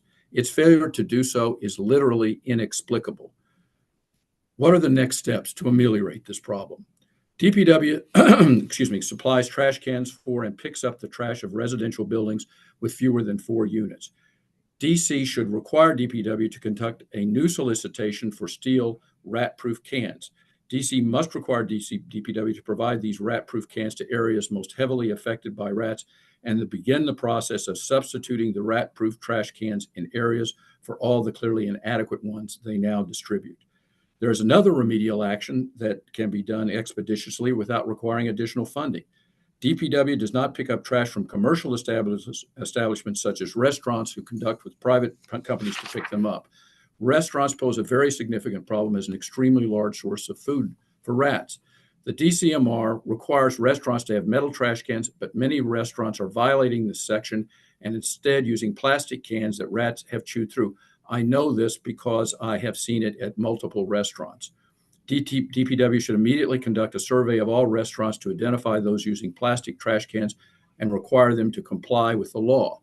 Also, many of these trash cans that are supplied by commercial establishments have plastic roofs, plastic lids, which is again contrary to the regulations, and rats chew right through those. Finally, DECA again requests an immediate hearing before the City Council to address this problem. In conclusion, I would say the DC rat crisis is intolerable. Residents have reported that rats have gotten in the walls of their residences where it's impossible to get rid of them. Others have reported that when they go to place trash in their trash cans, the rats jump out. And the constant threat of these rats is a mental anguish to many DC residents. Many of these rats are over a foot long with very large and sharp teeth. I submitted a photo in my record submission that I took of a dead rat in the alley between T Street and Willer Streets Northwest, including the tail. It is 1 foot 4 inches long. I submitted also a close-up of the same rat showing his large and sharp teeth. Can you imagine having to deal with these rats on a daily basis, worrying about them invading your home? Depriving the rats of ready food supplies will severely limit the number of rats in DC. The DC Council must act. Thank you, and I'll be happy to answer any questions. Thank you very much. And now we'll hear from Kathy Henderson. Good afternoon, Councilmember Nadeau, Commissioner Kathy Henderson. I've served 11 terms as the commissioner for 5B10, 5D05, and 5D06. My most recent term ended on December 2024. I'm holding up a picture of Inspector Jackie Brooks Garrett. She is the inspector assigned to my area. We pay her in excess of $80,000 per year, and she's closed out the majority of the 396 service requests that I put in without action, with comments like nothing's found. I have inundated you and your staff with multiple pages and photographs of trash that has been left behind that Inspector Brooks says that nothing was found. And I'm holding up this picture again, if you can see it. She's actually in front of a voting box, taking election material out of the voting boxes following the June 4th primary, in accordance with an MOU with the Board of Elections. So she can't even do her job with DPW, yet she has time to collect voting material from the Board of Elections. Something's not right here. If I were to give DPW a grade at this date, it would be an F- for the abysmal failures. These are some photos that I'm holding up that I hope you can see. Trash that has been there. Miss Adora has these pictures, same request. This is salt covered trash that has been there before my term ended. This is more trash, and I'll be glad to send you these in my extensive testimony before this important committee. DPW is one of the most important agencies in our city, right up there with public safety. And they can't even pick up trash consistently throughout our city. I want to know why we're continuing to tolerate these segregated services that we're all entitled to, that we're not getting. I'm pretty sure you will never hear from anyone on Unicorn Lane. You'll never hear from anyone on Prospect Street, or the other places where DPW panders in Spring Road. My neighbors in Spring Valley, they tell me all the time how the DPW workers are so nice. They pander to them. We don't get that. We've had improvements in past years. Inspector Armistead, Mr. May, they've come out. They've made efforts over the years. All of those benefits and service improvements that we have enjoyed have completely eroded under Mr. Spriggs' leadership of the agency, or shall I say the lack of leadership. We're paying this man close to $200,000 a year, and this is what we have. Just trash, and more trash. And this is even trash from some of my neighbors in Ward 8. And I don't have to tell you about what's going on with the lack of leadership on the council there. This is unacceptable. It is unacceptable. It is beyond unacceptable. And I also have an address for Mr. Spriggs on 38th Avenue in Hyattsville. So I'd like to know, is he in fact a Maryland resident, or does he live in the District of Columbia as he is required to do so as an agency director? Any modest successes that DPW has enjoyed regarding trash, snow removal, or leaves, it's a modicum. It's not acceptable. They're not doing the job that we pay them to do. They're burdening your committee with multiple complaints, and they're failing to get the job done. This is unacceptable. Where's the city administrator? Where is the mayor? Where is the chief of staff demanding an end to segregated, selective service that this agency is providing? This is unacceptable.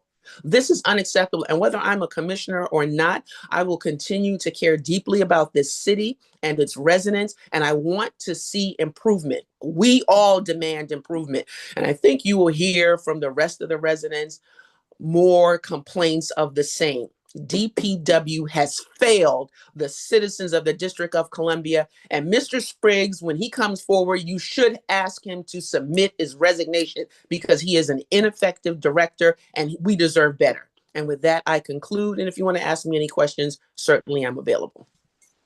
Thank you. We'll now hear from Kenneth Jarrell.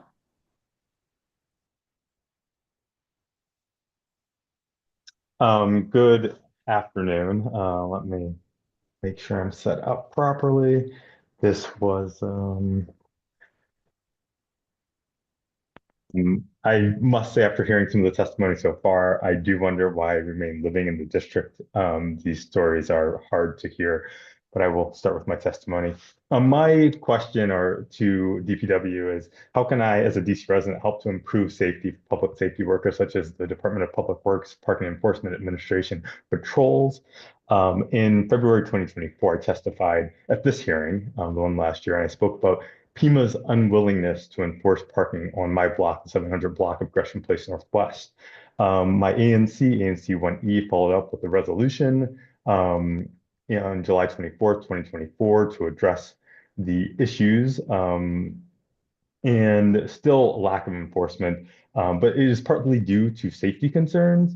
So what is PEMA doing to resolve its safety concerns so that it can protect its officers and therefore enforce regulations on my street and other places? How can I, as a DC resident, support this effort? On January 29, 2025, PEMA responded to a parking service request that I made with the following statement: "We are relaxing enforcement in the area due to excessive violence. Please contact the Metropolitan Police Department for safety violations only." PEMA has responded to requests on my block with this message since at least March 17th, 2023. I've, in my statement for my testimony, attached a list of about 60 times that PEMA has responded with that. If this is a public safety issue for PEMA officers, why is it still unresolved after 2 years? In response to PEMA's lack of response, I've worked with MPD's 3rd District Commander and Karen Gall, the chairperson of the MPD's 3rd District Citizens Advisory Council, to engage with MPD. MPD has been a willing partner in public safety. Additionally, I've worked with your office, Councilperson Nadeau, and I want to thank Estelle McKinney for being great to work with over the past 2 years, but my problems are ongoing. I know that your office worked with DPW's Deputy Director, Anthony Crispino, to coordinate parking patrols on my block in July, but I heard no report of success or failure from this. In October 2024, I contacted MPD for a similar issue, and they worked with Mr. Crispino as well, but the problem is still ongoing. I still get these responses. How can I help? That's my offer. It's gone well so far to work with MPD, but the issues are still unresolved. And clearly, this issue of how DPW operates is far broader than me. And I have to ask, why do I still live here? So thank you. Thank you very much. We'll now hear from Jean Smith.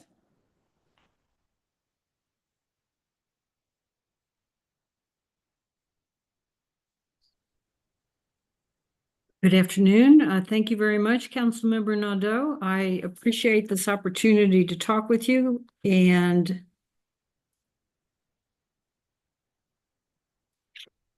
I want to thank also the members of my fellow citizens that have stepped up And so that we have an opportunity to provide some input on DPW operations in my neighborhood to both DPW Director Spriggs as well as DPW staff. In general, I find the DPW staff does an excellent job. I've been very impressed every time I've seen them working. I have had the opposite experience actually with Director Spriggs. My name is Jean Smith. I'm currently a Ward 6 resident. I have been a resident of the District of Columbia for more than 30 years.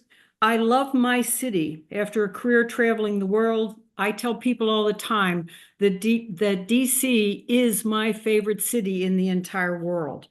When you talk about the museums, monuments, parks, bike share, metro systems to get around, the National Mall, there's such beauty and grace here. But sometimes I think it's a one-way affair that I am having with DC. My request is simple: organized, systematic, timely leaf collection and yard waste collection by DPW in November and December for leaves and throughout the year for yard waste. My experience living in close-in Capitol Hill, the 100 block of D Street since 1997, is our leaves were properly collected as scheduled 2 times in more than 25 years. I understand part of the problem, but there seems to be no excuse. I've tried likely avenues to remedy the problem. I've called 311. I've called my council member Allen. I've used Ask the Director at DPW. I called your office, Council Member Nadeau. I use self-help a lot to deal with this issue. My husband and I rake leaves from the street all up and down our block. We put the leaves into piles. We make them easier to pick up. We've shoveled leaves into large brown yard bags when the leaves got crushed by parked cars. We've encouraged our neighbors to also bag the leaves to contain them. Right now, there are 18 bags of leaves on my block uncollected since December 2024. And I'll use a similar thing showing this is 10 leaves and 10 bags of leaves since December 2024. And then there's a second in the back, 3 bags. Further down the block, there's an additional 5 bags. I am going to say that there is a comment made by Colbert King this week. Home rule's under threat again. This time it's different. We need to do something to make us look like we are the competent, well-managed, well-governed city that we say we are. I'm prepared to give answers to any questions. Thank you so very much. Thank you so much. I appreciate your testimony. I think I'm going to go in reverse order, just change things up a little bit. So Ms. Smith, I really appreciate your testimony. I was working with a constituent on this issue recently, and I think there's some confusion about leaf collection. So during leaf season, they don't collect leaves in the bags. And if you want bags collected, you actually have to put in a request for yard waste, which you can do year round. We do. Okay, but then those bags actually have to go where your trash is collected, which for some people is not out front. That's never something we've been told. In fact, we've been told that the leaves are collected and they're not. And as I believe it was Ms. Edwards had commented, it's so inefficient to put the leaves out and then to get told, how did we do? And then get told that it's not done and we have to start all over again. And absolutely. This is partly the result of we bagged up the leaves when DPW did not collect them. I gotcha. So, like I said, I helped a constituent with this last week, and what we did was, because the leaves were bagged at this point, had her move them to the regular collection point and put in that 311 request for yard waste collection. They can take 6 bags at a time. So if you have neighbors that want to collaborate, they could each take 6 bags and put in that 311 request. Once that's done, I'm happy to help escalate it for collection. But the leaf team that comes around seasonally they don't take them out of bags. They can only use, they're using like the vacuum and the rakes. And they don't do that here. They do not do that here. Since 2000, since 1997, when I moved in here, our leaves have been collected by raking on the street 2 times.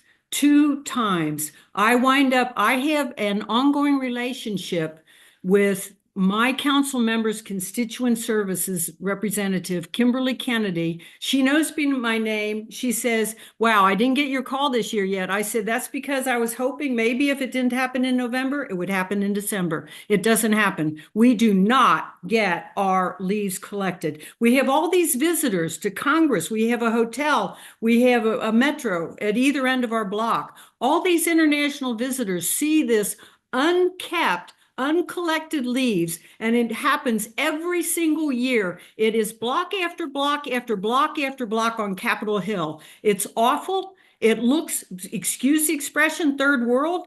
It is just not done here. Very frustrating. I would suggest not using that expression, actually. But so I'm very sorry to hear that, and happy to work with you in the future on getting the leaves vacuumed after they're raked to the front. But given where we are right now, if you'd like to work together on the alternative with the yard waste collection, feel free to follow that process that I mentioned, and we'd be happy to assist with it. We'll do that. We'll move the leaves down to the corner and put in some calls by ourselves and our neighbors. That sounds great. Do that within the next couple of days. Sounds Thank perfect. you very much. Appreciate it. Thank you. Mr. Drell, thank you for continuing to participate in this process. I really appreciate it.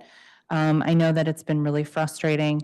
And I have a sense from working with you, you're still there, that you've, you're sympathetic to the safety concerns being expressed. And, one of the things we really just need to crack is being able to figure out how to get MPD out there when DPW is ticketing. But I think also one of the things that is going on here is that we're trying to address a public safety issue through parking enforcement, which can be a challenge. And it may just make sense to go back to the original, let's try to get MPD to address the drug sales on the block, rather than trying to use this other tool, although I wish that both would work. So happy to keep talking to you about that. And if you're here, has there been any change in incidents of crime in the block or in general? Okay, he may have moved on with his day. Ms. Henderson, thank you very much for your testimony. We can certainly follow up with you. Mr. Hayes, I'm certainly very concerned about rats and trash, as you might expect. Curious how much folks in your area are utilizing the compost program? Not at all, as far as I know. But let me just say that you will never solve the rat problem. It's going to grow and grow and grow unless you can limit the amount of food that the rats get. And as long as the trash cans, you can chew right through them. I understand. I heard that in your testimony, but the reason I ask is because the food waste program, the compost program, takes that food waste out of the green bins and puts it in the rat-proof containers that then are collected and go to the food waste program. And that's actually been really effective in my neighborhood, in my backyard, in reducing the amount of rats, because then you're cutting off their food source there. So it's definitely something I hope that your neighborhood will consider. Well, I mean, I can also say that it's very difficult to enforce a total, stopping any food waste getting into these trash cans, because there's always food residue that's, on a pizza box, there's food residue in a can. It's true, but we do see this is actually a significant intervention, so let's not minimize it. I mean, it is very important. Have you seen anywhere that has metal trash carts in municipalities? I haven't researched the issue, but I know that, as I said, they are available, and they are rat proof. For residential collection that goes into trucks? Well, I mean, the trucks are mechanically pick them up, so I don't see any reason why why DPW couldn't solicit to an RFP a request for proposals and get them. I mean, there's no reason why they couldn't do that. Well, I'm just not sure it exists, and frankly, those are very heavy. So we could. No, they're not really very heavy. As I said in my piece, that trash can that I pointed out was 8.7 pounds, as opposed to 16 pounds for the larger trash cans. Okay. So it's not really a weight problem. These are picked up mechanically. Okay. And so the weight, it's not a weight So problem. they do exist for residential carts that actually can go and be lifted up on a truck. Well, I provided an example of a trash can that does exactly that. It's a residential trash can. It's 31 gallons, 31-gallon trash can. I cannot emphasize enough that the biggest challenge we have is food in those cans. So anyone who's listening today, I strongly encourage participation in any of our compost programs. We have not only the curbside pilot, which we hope to expand, but also the farmers markets and the new smart compost program that is starting, where residents can put their compost in any time of day in a convenient location. This is really the future of how we address rats.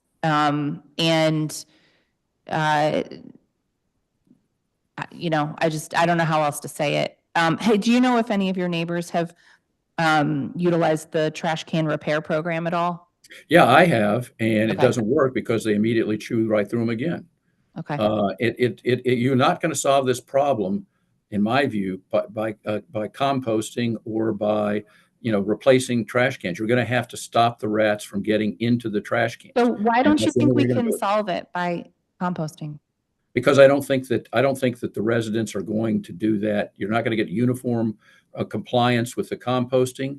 There's going to be, and as long as there's not uniform compliance, there's going to be a food source for the rats. There's going to be food residue that isn't going to be subject to composting. Rats are, even though the one that I pointed out there was 1.5 feet long, they still can survive on, they don't need like, a pound of food a day. So as long as you have some food residue, and as long as you don't get everybody on the whole block that's going to do it, you're not going to be able to solve the problem. Well, I actually think we can solve a great deal of it if we reduce as much food waste as possible. Well, it certainly would help. I'm not saying it doesn't help. Yeah, I mean, I don't think any city is ever going to have no rats. But also, like, how are we going to, let's say if we have metal bins and people aren't keeping them closed, you still have the same issue. So I think there's a lot of ways to attack this. I do believe very strongly in the one that is the best for our community and our environment and our budget, which is diverting as much food waste from our landfills as possible, which gets them out of the green cans. So I hope that your association will work with us on this, because we can definitely use more participation from your area. Thanks for your testimony. Appreciate it. Ms. Henderson, did you have something you wanted to say?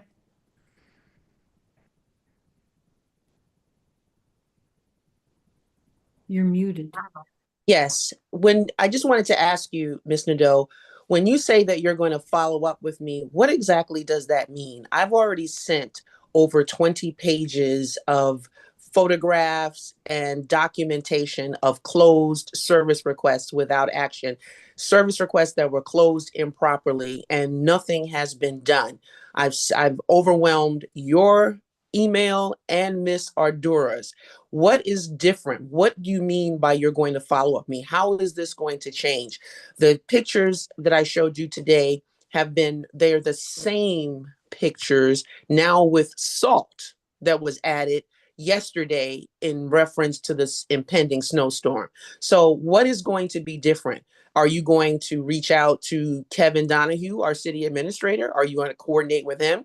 Are we going to find Mr. Spriggs, who may live in Maryland? What are we going to do that's different? I'm happy to come here and share my thoughts with you, but I need to know how this is going to be resolved. I'm happy to answer your question, which is Thank you. When you send us these, we do escalate them to DPW. That is the role that I have in oversight of DPW. You're welcome to send them to the city administrator, but the way that I escalate is through DPW. And yes, Mr. Spriggs does live in the District of Columbia. We have confirmed that he moved. Thank you for your testimony, as always.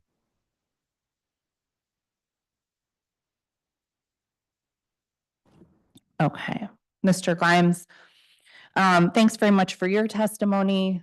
You probably know that I am a cyclist, a parent cyclist, and this weather's a little chilly for me, but I did bike to work today.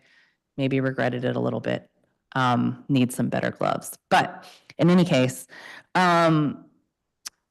I appreciate all your testimony, but also the messages that you shared from members. Have members reported back on responsiveness to requests to clear the bike lanes? And is there a difference between response time for snow versus leaves? I regret that I am unable to answer those questions. I would say that people write to WABA. The people who do write to WABA are generally savvy. They know how to report things. You heard mention in my testimony of people contacting 311 and finding that usage frustrating. They write to us when they don't get the service they believe they merit from DDOT, from DPW, and so on. So I have not been in this role. I moved over from the Maryland organizer role. I've not been in this role in Washington, D.C. long enough to really be able to answer your questions further. I'm sorry. That's okay. Appreciate it. We can continue working together on it. Have you found there are also issues with cleaning and clearing of other types of debris in bike lanes? So I'm about to say something that is not a Washington, D.C. city responsibility, but rather the National Park Service. You know, for instance, I personally observed in bike lanes on Suitland Parkway dead deer. And we do see that kind of thing in bike lanes, dead animals in particular that don't get picked up. There's trash that I've personally experienced seeing in bike lanes, for instance, on Piney Branch Road in Ward 4. So yeah, there are issues keeping the bike lanes clear. I'll mention that the large reason that the cities deploy street sweepers is not only to have aesthetics, but to remove stuff that would otherwise go into storm drains and clog them up. And that if you don't clear the bike lanes, it also has that sort of effect of cluttering the storm drains. Right. Makes perfect sense. And that is something that I advocated a lot around when I was on the ANC. So thank you for raising that impact on the stormwater. Thank you very much for joining us today. Thank you. Commissioner Rhodes, thank you for your testimony. Are there any other recommendations in the Ivy City small area plan that you want to highlight that might impact DPW?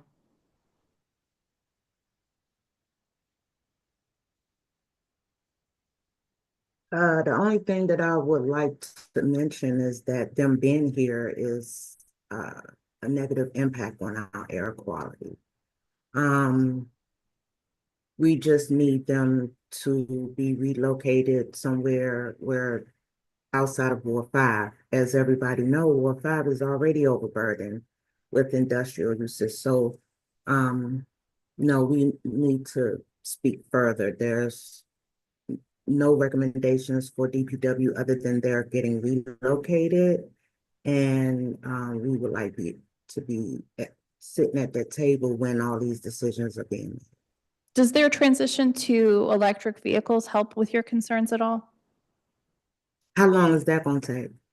I don't have the answer to that. It is in progress. Okay, well, it's not going to help then. No, it's not going to help. Well, I mean, when it's complete, yeah. is it mainly the exhaust from the vehicles that's the concern for environmental quality?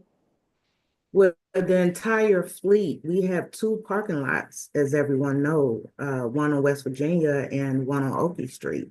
So the entire fleet is here. And we just need some relief. And if they're going to relocate, we welcome that. We just want to know where they're going to relocate, and if it's going to, especially if it's going to be in a district, we need to know where they're going to relocate. But no, we need relief. We already have 2 parking lots here. Okay, I gotcha. Thank you for that. I appreciate that. I remember when I was on the ANC, the small area plan was my bread and butter. So it's great to be able to refer back to it. Okay. Were your issues with the new 311 site related to user friendliness, or could you simply not upload certain things? Well, when they switched, I tried going online, which is what I do every time we have illegal dumping. I take the pictures and I submit them online. When they switched the format or whatever they did, when I couldn't even get on the site at all. And I tried to do it yesterday and I had an issue with getting on the site. So I don't know if it's just wonky or when the old format was just fine. I can do it from my phone. I can do it from my laptop. Now I just send the pictures to Oliver Stout or Christian Stargill and they're able to do it some kind of way. So I don't know if it's I don't know. Okay. Okay. I don't know. I just prefer to send pictures because as you can see, they speak in volume. So just calling it doesn't do any justice. Understood. Thank you. Sorry to hear about that. Mr. Davis, thank you very much for joining us today. Can you please make sure you upload testimony into the HMS? Okay, Absolutely. great. We definitely want all of it. Can you elaborate on the discrepancies in information on position vacancies? It's our position that there are a significant number of openings at DPW that is causing some of the decrease in services that both residents have discussed in their testimony today. While those positions may be listed, we don't fully believe that they reflect the actual amount of individuals that may be required to improve those services. And in order to improve the safety of the individuals who are already working in those positions, we believe that more need to be added. And how many employee injuries are you aware of from inadequate snow and ice clearance on lots? I can think of 6 off the top of my head. And those were individuals, again, who had just showed up at the beginning of the snow shifts. And as nothing was cleared, it was just injuries from slipping and falling in the parking lot. I do know at least one individual went to the hospital. Oh, wow. Okay. We've noticed the DPW has had issues with its sister agency, DGS, on basic facility repairs and maintenance. And my understanding is that while it's DGS's responsibility to repair the facilities, DPW has, from time to time, just used its own funds to do so. But it's definitely not their job. Is that something you've also heard? Yeah, and I think that actually translates to other agencies as well. I know this isn't a DGS hearing, but they need some help. Yeah. If they are in charge of every agency in the city, essentially all of those facilities, they're not able to do that. The DPW roof itself, I know that their associate director for facilities and operations has himself been up there trying to make repairs. And that's not something that he should be doing. But unfortunately, he's in the position where if he doesn't, nothing is going to get done expeditiously. Coming from DMV as my home agency, we have the same issues with heating and cooling systems. And when 10 to 12 tickets are put in a day, DGS just doesn't have the staff or the resources to accomplish them all. Yeah. Okay. Well, I really appreciate you coming down here today. Sorry that we missed you. Thanks for Our having me. message I missed couldn't you, stay but, away. happy to have you. And Mr. Crane, thank you so much for your testimony. You're still with us. Good. I was going to mention the same thing to you. You had mentioned 311 not accepting leaf requests for 6 months of the year. Don't forget, you can put them in bags and request they be picked up as yard waste. People sometimes forget that, 6 at a time. So, yeah. Snow's Court's a great place. Sorry they've been dealing with that.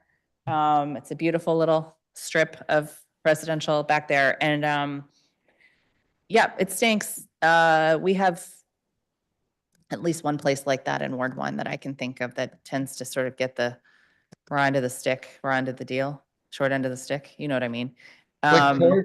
Yeah, there you go. No, Glick is in Ward 2, actually. It must be on just on the. Oh yeah, absolutely it is. But yeah, it's not ours. But we, of course, we would love to welcome it into Ward 1. We can talk about that about 6 years from now, right? You have my one of my employers 930 Club in your district, though. Indeed. Yes. So I'm very familiar with the Ward 1. Lovingly. Oh, yeah. Lovingly. So, but this is super helpful. And we'll raise this up again from your testimony and from Commissioner's testimony to figure out what we can do here. It is weird because, to the naked eye, it looks like an alley, but it's not. It's a residential court. So thanks for taking the time today.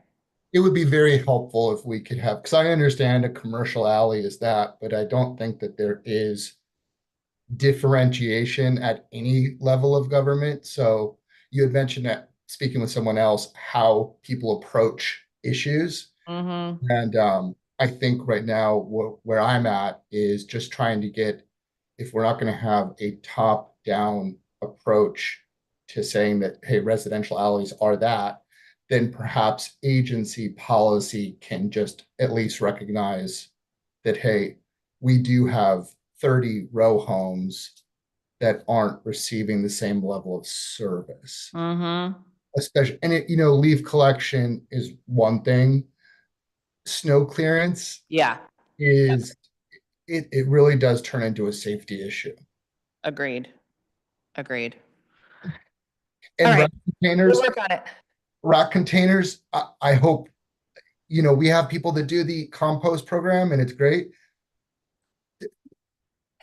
I don't know. Have you seen a difference at all? No. I mean, do the rats get into to those containers? No. But when again, like you've been to Snow's Court, it sounds like, so you kind of like the compactness, you could have one house as a food source, but then everyone kind of suffers. But just Totally. That's where we do peer pressure. Yeah. Well, and it's tough because we also have a lot of rentals. So it's just, it's a good look, there's a lot of opportunity here to rethink some of the things that we're doing, but I want to rethink them in a way that's moving forward, right? Right. Not just a facelift to our trash cans. I totally agree. Yeah. So stick with me. I would love to work with your staff and you on this and just try to think forward in how we can become, an example or a model to other cities. So it would be great. All right, good. We'll talk. We have some ideas in the hopper, so. I would love to talk to you about it. I would love to talk some trash. That's what we say. Okay. All right. Thank you so much. Trash talk is basically my love language. All right. So I appreciate that. Okay. Commissioner Edwards, really appreciate your testimony. And as you can tell, there's definitely people on this panel who would love to achieve the no rats cited in 6 months in your area. So thank you for that inspiration. Maybe we can all get there someday. How many blocks in your neighborhood are designated as RPP, residential parking permits? Oh, wow. I have never gone through, but the places we're having most of the problems with are because, as you know, we're across the street from Silver Spring. Right. So all of Eastern Avenue, I know, is RPP. About 2 blocks in are on Calmia Road. The area right near Target is RPP. Mm-hmm. And I'm trying to think how far down Calmia. See, that'd be a good inventory. Yes, thank you. We could think about how to tackle it together. I definitely will do that. Okay, great. Yeah, let's talk more and figure out how we can make the RPP system work better for your residents. That will help. Some people aren't into it. You may get some pushback, but one of the things that we do, just about every block is RPP in Ward 1. And we do heavily utilize the visitor parking pass as well, which is free. And so if you have, say, a house cleaner or a nanny or someone doing repairs, you can just print that out and put it in their windshield and when they arrive. So there are some ways to work around that. So let us know what you find in your research and let's work together on it. I'll definitely do that. And as far as the rats are concerned, I misattributed the Rodent Academy to DPW, it's DOH, but I really recommend that everyone attend that Yeah. because it is so valuable. And when we worked on the rat problem, we had to go to the parking lot owner because the area was near Target. We went to Target, we worked with the residents, we worked with everybody. They compost. And seriously, it was very, very effective, but it required coordination of several different groups. And it was mostly infrastructure repair because the rats were breeding in an area that had fault caved in under the parking lot. So when the private property owner repaired that, that went a long way to getting rid of the problem. Yeah. Okay. So Great. I love I it. want to say that. Thank Well, you. maybe you can teach the ANC masterclass. Hey, I'll be glad to do it. It was really effective. And DPW helped so much with enforcement and DOH with coming through. And we tried to use as little rodenticide as possible because that really hurts the environment. But it was very helpful.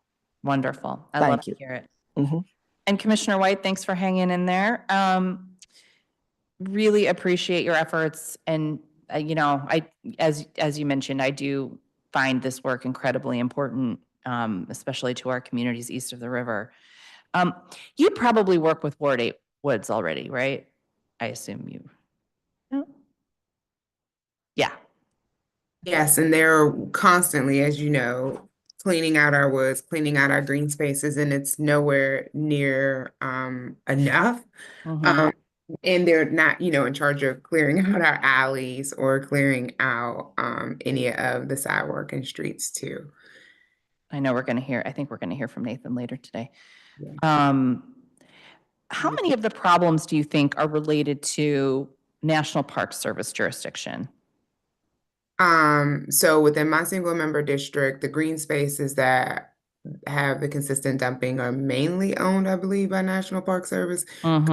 Much of the green spaces in Ward 8 is owned by National Park Service and maintained through DPR. But then we do have some, especially like the dead end streets that just hit the wooded area, like little small wooded areas to separate apartments or something that are owned by the district. So it's a combination of NPS owned, like at the end of W Street, it's a cul-de-sac. And that's Fort Stanton Park that goes all the way through, parts of Ward 8. That's the most, heavily dumped one in my single member district and probably our ANC. But then we have Squirrel Park on Minnesota Avenue, every park on Minnesota Avenue, pretty much just considering and dumping. And then almost every one of our dead end streets where it kind of leads into just a little bit of wooded areas, magnets for dumping. And we've been going back and forth with DPW, asking for environmental crimes to come out. I mean, I appreciate DPW, but I do, for one, it shouldn't take for 1 year of asking the director to come to the ANC, including being rejected just this week, to our meetings and doing a walkthrough to be able to get some real attention that's happening. And I didn't have enough time, but as you can imagine, we're covered in rats too. We don't even have the restaurants. So it's not like other communities where they have those restaurants and businesses. We have rats from all of the dumping that's happening, both in our woods, but especially in our alleys and on our streets. Just quite frankly, you can dumping on the streets. Has Environmental Crimes ever installed a camera? No, we've been asking for, not to my knowledge, not since I've been asking, and it's a couple of areas, Bangor and Butler, Findle Street Alley, the alley across from our schools. A lot of the dumping happens right across from our schools too, which, is interesting, the proximity of schools. But it's gotten so bad that we've taken it to the Attorney General now, and the ANC has created our own form for residents to respond when DPW is not responding. So we have our own tracker in addition to them sending us their 311 request saying, like, I've tried to elevate this. Oh, wow. There's not happening. And we started that last week. So we're just getting the flood of complaints in so that we can now take it to the Attorney General, because we're at the point where we don't know what else to do. Like, we can't get the DPW director to come to the community. We've been asking for a real environmental mitigation and management plan that will show, like, do a walkthrough, see what infrastructure is missing, see what kind of investments can be made, bring the community into this so that we can have a role. And then with your building owners and your contractors, because there's a lot of construction going on in Anacostia. So some of those they're dumping, they're not cleaning up their construction sites at the large ones, and even small, single family home repairs, they're not cleaning up either. And so we've been asking for a plan that's actionable, hopefully something in 18 months that has residents involved, but without coming to our community and putting that together and putting it in a budget, it's just not happening. So we just rely on Inspector Briscoe, who is amazing, but should not have to carry this burden. So it's at the point now where we've elevated to the Attorney General, because we're just like, we don't know what else we can do. Okay, let me work with you on trying to get DPW leadership at your meeting. Yeah. Okay. Do you have a sense of how much of the illegal dumping is from individuals versus corporate or business? I would say it's probably about 50% individuals. No, 60%, 60 to 70% individuals, and then the other 30% businesses. However, some of the individuals, especially the folks that live in apartments, they're dumping because their apartment owners don't have waste collection at their site. So that's why they're dumping in the alley, because they don't have anywhere else to dump. So of that 60% individuals, I would say like a good 40% comes from a lack of waste management by landlords or property owners where they are renting from. And then the rest is like just people coming and dumping, like Wardy Woods is constantly cleaning up and stuff like that. So Can we work on that too with the buildings? That's another reason with because like they're always, DPW tells us we can't go into private property or whatever, but then it's somehow it gets cleaned up after we like send 100 emails and say you cleaned up private property before, and then it's like DOB is involved, but they're like, well, we ticketed this person, and we have one property I'm thinking of in my SMD that has $30,000 worth of fines already related to just excess trash and waste management. Right. And they're not intending to pay those, so they're not intending to pay it. And they live in Potomac, Maryland, one of the richest zip codes in the country. And literally the advice from DPW, I appreciate them so much, was maybe I could go knock on their door and ask them to be a better neighbor. You got their phone number? Send it to me. No phone number. Oh, send me the contact info. I'm going to use this one. Just be an email, but I'm not going to Potomac, Maryland to ask somebody who owns a building that's valued at more than $1 million to provide a trash service. No, I know you're not. Like that's not I might. Okay, that's fine. You can, but we're not ANC commissioners. That's outside of like. Yeah, that just makes me mad. So if you could send me all that info, I'd appreciate it. I can send you, but this is what's happening. Even when the ticketing is happening, is like, you have 30,000 on this one property. How are the agencies not talking to each other to say, hey, they've been ticketed more than $5,000. Shouldn't it be a trigger or something that the next level needs to go up, or escalation, because this ticketing is not working? Right. Understood. We can look into that a little bit more, but I'm really, really glad you're here today. I know you probably have some other place to be. So thank you. Appreciate I just wanted to say about the public restrooms. I think we sent an email, one of my other colleagues sent an email last year about those public restrooms. And we asked for one to be in historic Anacostia in our business district. As you know, our business district is home to roughly 9 substance use, behavioral health, and mental health, including BHG methadone clinic, which the line starts populating around 3 a.m. for clinic doesn't open till 5 a.m. So when folks are out there like standing in the line along the street, they have nowhere to use the bathroom. So we do have open defecation that's happening in our businesses. And on our residents, people are coming out with like open defecation on their sidewalks and other places because of the lack of restroom access. In addition to, we have a growing unhoused population. Some of it's coming from the encampments that have been closed uptown that are being pushed over here, which we told the district will happen. And so we just have a greater population on our Marionberry, Minnesota Avenue, MLK Avenue corridors between the methadone clinic population that attracts a couple hundred people daily, the open air drug market that's on 16th and Marionberry that hosts anywhere from 100 to 300 people daily, and then just the increase in unhoused population that's coming from other parts of the city that's been pushed over here. And so there's a lot of open defecation, human Okay. defecation, in addition to We got to find more money for these public restrooms, but you know, I'm here for it, so we'll figure if it we out. can just get one, I would say one on Marionberry probably, somewhere we can identify somewhere that's actually safe too for folks. And You not- said you did a resolution asking for one already?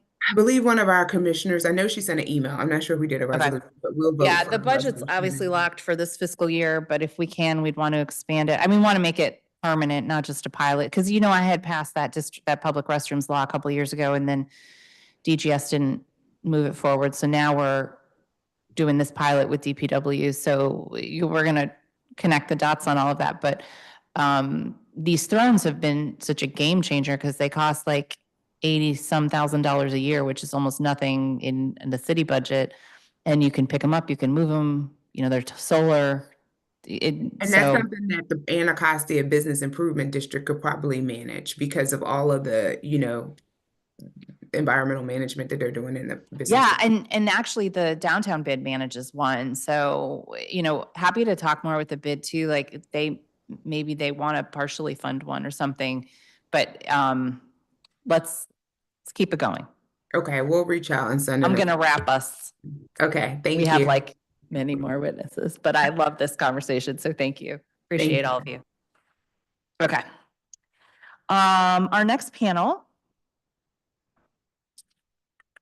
includes, we have a number of people who haven't arrived yet, so I'm going to, I think, call everybody who's here at this point, and we can always do another panel if more people show up. But I will call everybody that we have on our list, just in case, if you're in the Zoom and maybe your name is something different, we don't know to promote you. So just double check your name. Raise your hand if I call your name and you're not being promoted. Okay, so this panel will include Salvador Sauceda Guzman, Porter White, Doris Newton, Senior Advisory Representative of Stronghold Civic Association, Tanya Martin, Laura Mitterman, Mike Warburton, Jen Kaufman, Paul Davis, Amanda Wilson, Wanda Hopkins, Jocelyn Johnson, Anthony David, EJ organizer with Empower DC, Sharon Edwards, Justice for Brentwood, John Wiebenson, Vice President of Operations, Georgetown Bid, Susan Shore, Chair, Zero Waste Committee Volunteer, DC Chapter of Sierra Club, Dan Israel, Senior Vice President of Residential and Municipal Programs, Compost Crew, Chris Weiss, Executive Director, DC Environmental Network, Nathan Harrington, Executive Director, Ward 8 Woods Conservancy, Inc., Jamoni Overby, DC Conservation Advocate, Nature Forward. So we'll go in the order that I called, but not everybody is here. We will promote people to the panel if they arrive while the panel is ongoing. So of those who are here, I believe we are beginning with Porter White. Hi, thanks. Am I allowed to share my PowerPoint that I made? Sure. Okay. So this is a small issue. Of course, I was a consultant for many years, so bear with me. But it was pointing to some underlying issues that I think we can address. So similar to others, I'm citing something where DPW wasn't responsive. And in this case, I give a little context to say, okay, I have this mattress. It's been dumped in the alley behind my house. And I move it up against my garage and I say, let's have that removed. Now, that gets a response, and I put it in a 311 ticket for that. That goes in and says, okay, great. They respond. I'm going to give you a series of responses from December 9th, I think, forward. And they go, great, we got your ticket. Here's your ticket. Boom. We'll deal with it. They come in and say, okay, looks like we need to do a full alley cleaning.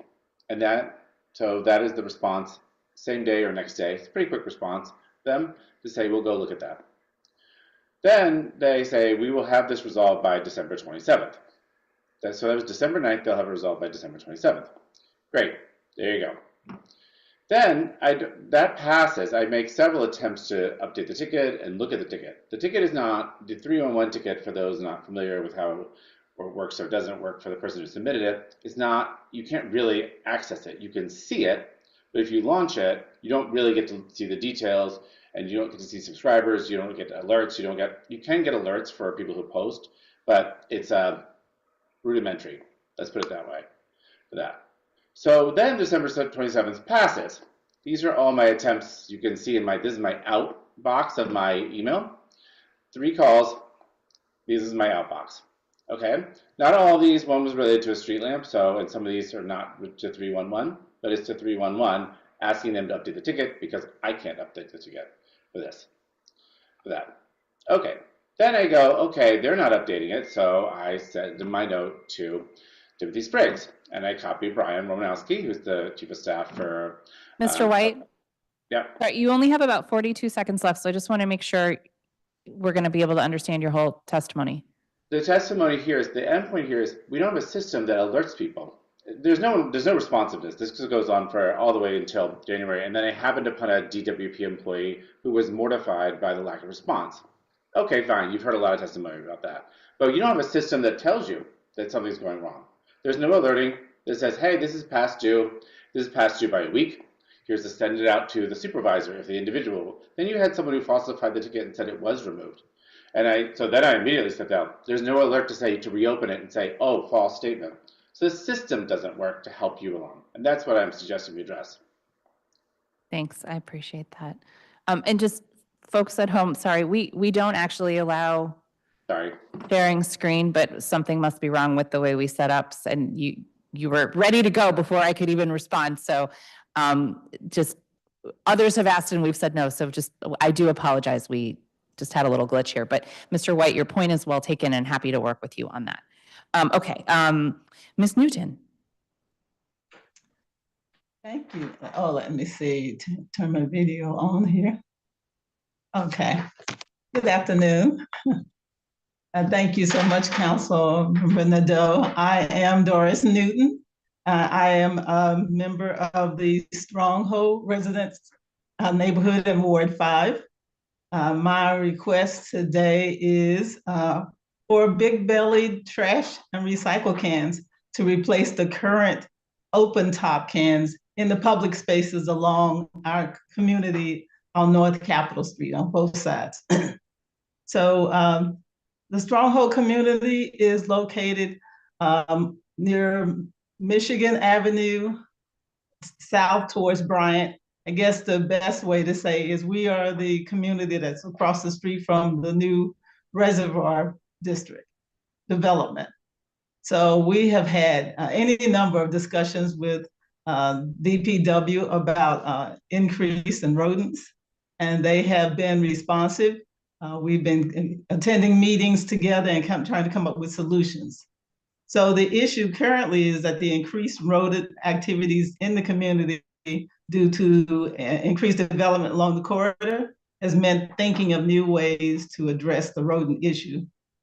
This area is a high traffic area. We're on the main thruway, North Capitol Street, meaning it's the bus stops here and heavy foot traffic, regular pedestrian walking, and the trash cans along the public area are used frequently. Our issue is that the current public trash cans, and I have a picture of it in photo too that I sent you with they're not sufficient, we believe, to combat the rodent activities. The cans are opened at the top and easily accessible by the rodents, squirrels, and any other pests, and sometimes people overstuffing the uncovered openings. There are approximately 3 to 4 public trash cans, typically near the bus stops right along on either side of North Capitol Street. And these are the ones we're referencing. A recommendation is these big belly trash and recycle cans. I show you that in the second photo. These are products that are secure closure openings that rodents can't easily enter. And we were hoping that since we, the Stronghold, are a smaller neighborhood, that we would appreciate being considered maybe as a pilot for some of these particular trash cans so you can see how they work in our communities to help. So again, we've had this discussion with DPW. They are working with us in our community to combat issues where the community can cooperate with DPW and DPW can recommend things to us. So thank you so much. And I want to acknowledge the DPW team that has been dedicated to helping us. Thank you so much, Ms. Newton. Ms. Kaufman? Good afternoon, Chairperson Nadeau. Thank you for the opportunity to testify today. My name is Jen Kaufman. I serve as an advisory neighborhood commissioner for single member District 4008 and as chair of ANC 4D. And today I am testifying on behalf of our commission. ANC 4D constituents often reach out to us to report frequent missed pickups for trash and recycling, as you've heard from other folks as well. And when those pickups are missed, the trash and the recycling, they quickly build up because of limited space in our bins and our alleys. And dependable pickup is of the utmost importance to our constituents, especially to help prevent contributing to the ongoing problem of rodents and pests in the district. But I wanted to also note that our constituents' frustration by missed pickups is compounded by the 311 reporting system and how tickets are dealt with there. So constituents are reporting that when they have 311 reports of missed pickups, that they're closed quickly. But the trash and the recycling isn't necessarily picked up. And so I wanted to echo public testimony that was given actually at the committee on the Judiciary and Public Safety hearing regarding the Office of Unified Communications. We recommend that tickets should not be closed until the subsequent pickup is completed, and that closed tickets always have a brief explanation of the resolution. Oftentimes, again, our constituents reporting they're not receiving that information, and so it's just kind of a black box as to what's happening. This winter's snowstorms has posed challenges for many city services. And as a commission, we also ask that when there's inclement weather that causes delays for those trash pickups, the recycling pickups, for the holiday tree pickups, just that that DPW really ensures that there's clear proactive communication. So instead of perhaps everyone having to turn to 311 to find out what's happening, if there's proactive communication about these delays, not just with council members' offices, but also with the ANCs, since we are hearing those concerns, we can also help disseminate the updates. Residents are often playing a guessing game as to when trash will be picked up because of those inconsistent communications about those delays. I also wanted to express our enthusiastic support for the composting program. This pilot has been an enormous success with our residents. Want to say that they are rat-proof containers. I have not seen that nor heard anything about that. And they're helping to reduce the waste in our garbage cans, in our landfills, getting the district closer to that, the city's goal of 80% waste diversion. Want to echo, support for the expansion of this beneficial program, as well as hoping that it will be more accessible to more residents across the district. And then lastly, I just wanted to express equity and digital divide concerns about the new process for district residents to participate in special waste collection events. So, shredding, e-cycling, household hazardous waste. In order to participate, residents must utilize Eventbrite to sign up for slots to drop off materials at RFK Stadium. I'd like to ask the committee to determine with DPW if this new format has actually led to a decrease in participation, which would be detrimental because of the enormous environmental benefits of electronics recycling, which, besides the impact on greenhouse emission, it prevents pollution and reduces landfill waste.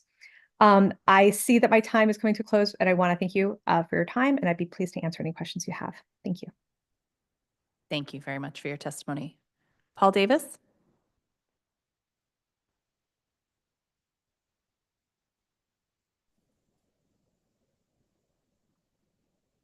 Yeah, thank you very much. Just get my windows here. Can you hear me okay? Yes. Yeah, okay. Okay, thank you so much. I'm Paul. I'm a resident of Ward 8. I'm grateful for this opportunity. We have a big parking enforcement challenge in Ward 8, especially east of the river. That's the pervasive use of our streets for illegal parking by vehicles with out-of-state tags and really egregious fines on those tags. The parking enforcement mission it really assumes good faith and reasonable behavior. Folks are going to do stuff to avoid tickets, and then folks are going to pay the tickets. Those assumptions are not working in Ward 8. Our streets overfloweth with illegally parked vehicles. In just one example, many vehicles involved in the food truck industry, either the food trucks themselves or their support vehicles, they end up in Ward 8. I love Ward 8. I'm glad they love it here too. But their illegal parking is really hurting Ward 8. And DPW's performance is not resolving this challenge. A vehicle with tens of thousands of dollars of citations has nothing to lose. And so they park in really spectacularly illegal locations, in RPP zones for often weeks at a time, in no parking zones for often weeks at a time. This congests our streets, it creates safety hazards, and really contributes to a sense of disorder and dysfunction in our communities. That's the injury. The insult is that these vehicles are engaged in a form of public theft against the district. I see it when I see that there's $7,000 or $17,000 of citations associated with the tags, and they're not being held accountable by DPW. Instead, we get a litany of reasons. We don't have a tow truck big enough. Tow trucks don't come to Ward 8. We can't tow it because it doesn't have 3 tickets on the windshield. The tags are valid, and nothing gets done. For these types of vehicles, a $35 citation is not meaningful. They get tossed on the ground. DPW needs a different response for these sorts of cases. I understand the situation is vast and dynamic. I humbly offer a few specific recommendations. Please work with DPW to create a more integrated operational model. The current one is complicated and confusing, and it seems to focus on single activities, close the 311 ticket, rather than actual outcomes. Please increase towing and booting resources for DPW. In the cases I'm describing, it's the only tool that works. Please empower parking enforcement officers in the field to identify high-risk vehicles like tags with outstanding citations over a certain threshold and empower them to escalate DPW's response. I'd love DPW to be more transparent about how it deploys limited resources so we can understand if it's being distributed fairly. I think this will help DPW with a more focused response on this serious issue. I want them to succeed, and I'm grateful for your time today. Thank you. Thank you very much. Ms. Johnson.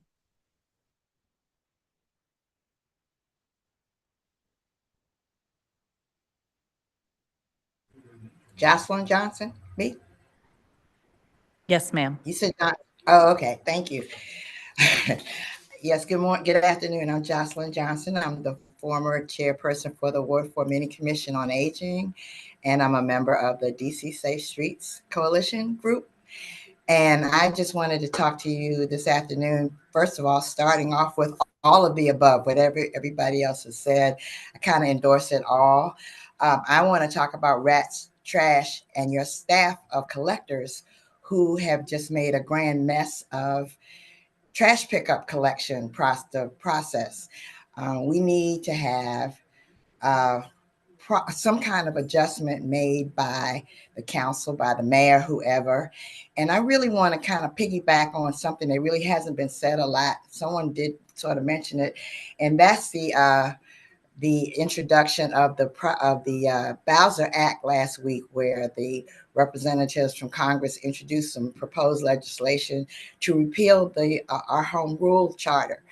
I realized that happened we voted for it back in 1973, and 50 some years later, we're still talking about trash cans. I mean, there has to be something done, and you kind of gave an answer as I've been listening to the people who've been testifying. If the compost bucket is rat proof, Why not use whatever makes up the compost bucket and use that for trash cans? We know what doesn't work. And I don't know how many people have to testify, how many years they have to testify to the council, tell the mayor, whatever. But I kind of understand why these congressional people, the new president, whatever, have had to say, we need to do something, because in DC, it takes too many studies, too many meetings, too many conversations to say, this doesn't work. Let's do something that does work. Trash needs to be picked up, because rats don't just eat food. Rats eat trash. Rats eat grass. Rats, rodents eat everything. So if we have something, or since we have something that does work, your compost, let's use that. And let's get a fabrication company or whatever, and let's let them show that we can do some things in DC that actually do work. We can make some things come to pass where we can stop littering on our DC streets, wherever. And I wanted to make a suggestion. I don't want to just bring you a lot of problems, Miss Nadeau, but I have a couple of suggestions. I actually think that maybe what's needed with the trash pickup situation is that we add a third crew. You have trash, you have recycle. We can just have a crew that comes behind all of them and clean up the trash that the staff, the collection people litter, because that has not been, I haven't heard that this afternoon.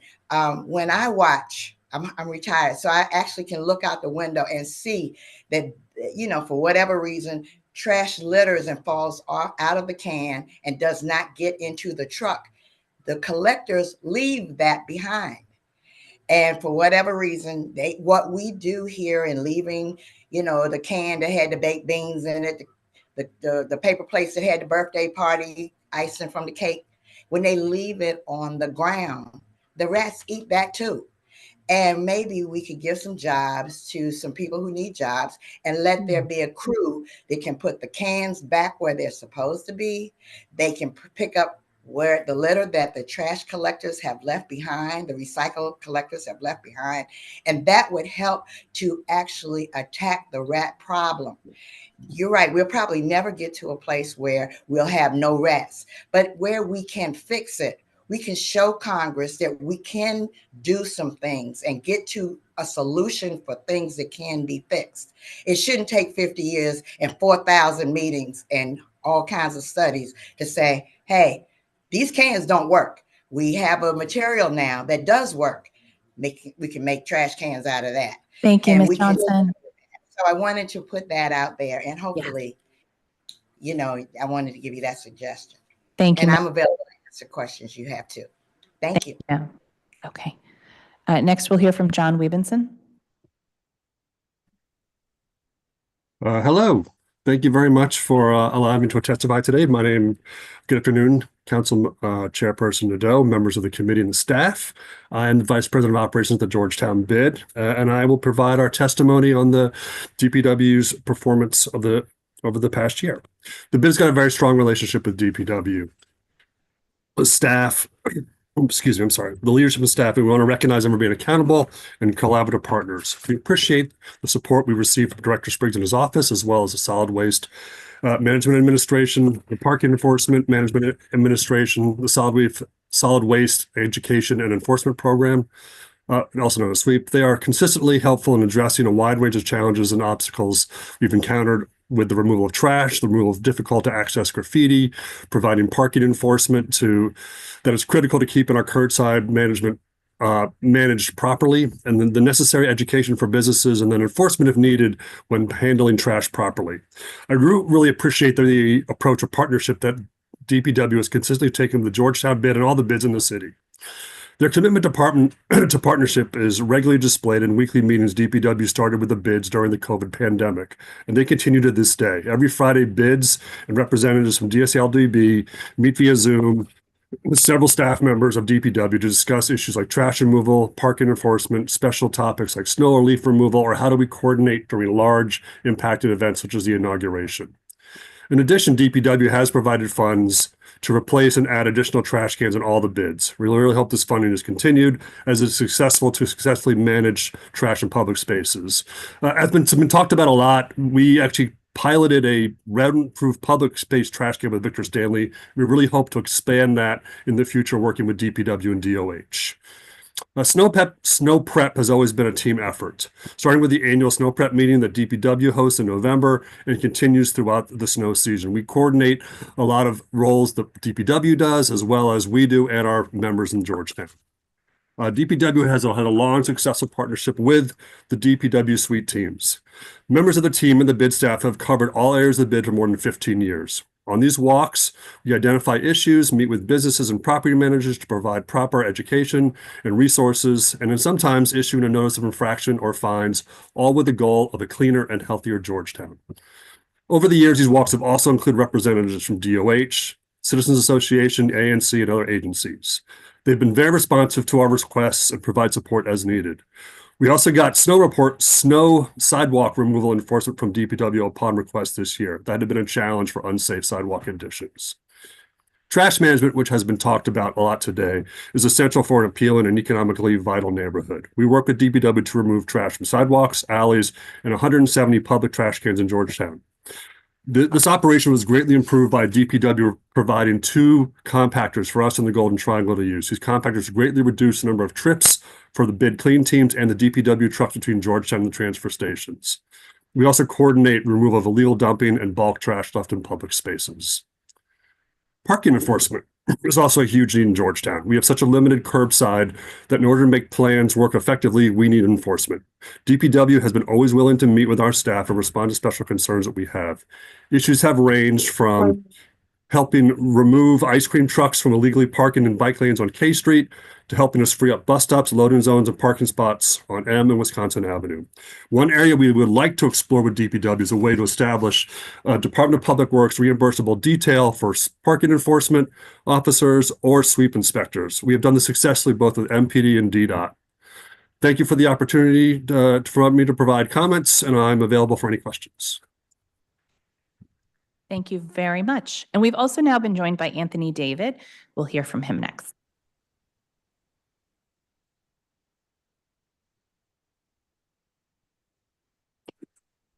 Hi, good afternoon, Chairperson Nadeau. Thank you so much for having me today. My name is Anthony David Jr. I am the environmental justice organizer with Empower DC. Within the past 2 decades, Empower DC has worked to advance racial, economic, and environmental justice with DC residents citywide. I'm testifying today to highlight concerns related to projects or DPW's, involvement within the Brentwood community. Last December, Empower DC, along with our Justice for Brentwood residents, I'm joined today by Ms. Sharon Edwards today, hosted a community walkthrough. We had residents and representatives from district government and agencies all out there at the same time, and including Regional Director at the time, Adam Ortiz from the EPA in attendance. During our walkthrough, we all took notice of a lot of the foul odors coming from DPW's W Street site and other nearby facilities as well, along with piles and piles of trash located at DPW's site right behind Desire Kelly Park. So we were able to see that, along the fence of, piles of trash. And additionally, there has been concerns around DPW's vehicle operations, as you've heard, throughout the testimonies today. Including excessive speeding down W Street and also including illegal engine idling as well. Idling contributes to air pollution and violates DC anti-idling laws, so it's quite unfortunate that our own district vehicles are also, breaking those laws as well. We've had previous meetings and some of, our workers don't know how long you're allowed to idle in the District of Columbia. I asked that DPW take immediate steps to enforce vehicle regulations and hold employees accountable for unsafe driving practices. DPW facilities have a significant impact on public health. Industrial activities, poor waste management, and vehicle emissions contribute to respiratory illness, increased asthma rates, and general environmental degradation in surrounding neighborhoods such as Brentwood. As the agency responsible for maintaining the cleanliness of our city, it is imperative that DPW exemplifies best practices in waste management. The presence of trash on their W Street site not only undermines public confidence, but also sets a poor example for residents and businesses. I urge the council to recommend that DPW implement regular site maintenance schedules and ensure prompt removal of any waste to uphold the standards that they promote to the city. I urge DPW to take proactive measures to ensure that its facilities operates in compliance with DC environmental and public health laws and to provide a clear action plan for addressing these concerns. As the agency responsible for maintaining, our cleanliness, the Brentwood community unfortunately have experienced a lot of, different issues related to waste. We've heard, and not just the Brentwood community, across all of Ward 5, which is kind of unfortunate. The neighborhoods most closest to the DPW facilities has seen, lots and lots of, trash piles up and lots and lots of, trash that isn't getting picked up, especially as it relates to illegal dumping. And, as you heard from a lot of other residents, there have been a lot of 311 reports in the Ward 5 community, but a lot of those reports aren't necessarily going through or taking into account. As a sizable portion of our district land, especially in Ward 5, is industrial. In fact, I think there's a case to be said that especially going back to the site management, that DPW could take this opportunity to also expand green space within some of their property as well. That same corner that they had a lot of trash piled up on is a corner that potentially green space could be going into. They could potentially expand the Zaire Kelly Park into their property lines, instead of keeping that area for trash. They have lots and lots of surface areas, within Brentwood, but then also that U City community, lots of surface parking lot that, is just, not really being used. So, again, this is a case for not only increasing the tree canopy coverage, for, uh, to reduce the heat island effect, but also to, help with some of those odors. DPW isn't necessarily like an air emitting facility, but yet there are still odors that do emit, not necessarily emit because they're not like doing, things, especially with their maintenance vehicle fleets. But, there still are odors that are present. And I think green space could definitely help with that. And we definitely have another resident here today to kind of share some of her experiences, as she does live adjacent to one of the DPW sites. So I will pass it to Ms. Sharon after my testimony. I will stick around for questions. Thank you. Great. Does your two testimony go together? Well, she wrote her own testimony, Okay. so I'll let her speak for herself. If you'll just give me 1 minute, I accidentally missed Miss Wilson, who I had higher up on the list. We'll do Miss Wilson, Miss Edwards, and then we'll continue on with the order. I believe Miss Shore will be Thank you. next. Very good. Thank you. Miss Wilson, go ahead. Thank you so much. Hi, my name is Amanda Wilson, and I'm a resident of Ward 4 and an active member with the Sierra Club DC Zero Waste Committee and the Return, Refund, and Recycle Coalition for DC, also called 3RC, the District Bottle Bill Coalition. Councilmember Nadeau, thank you so much to you and your 10 fellow council members for co-introducing the District Recycling, Refund, and Litter Reduction Amendment Act of 2025.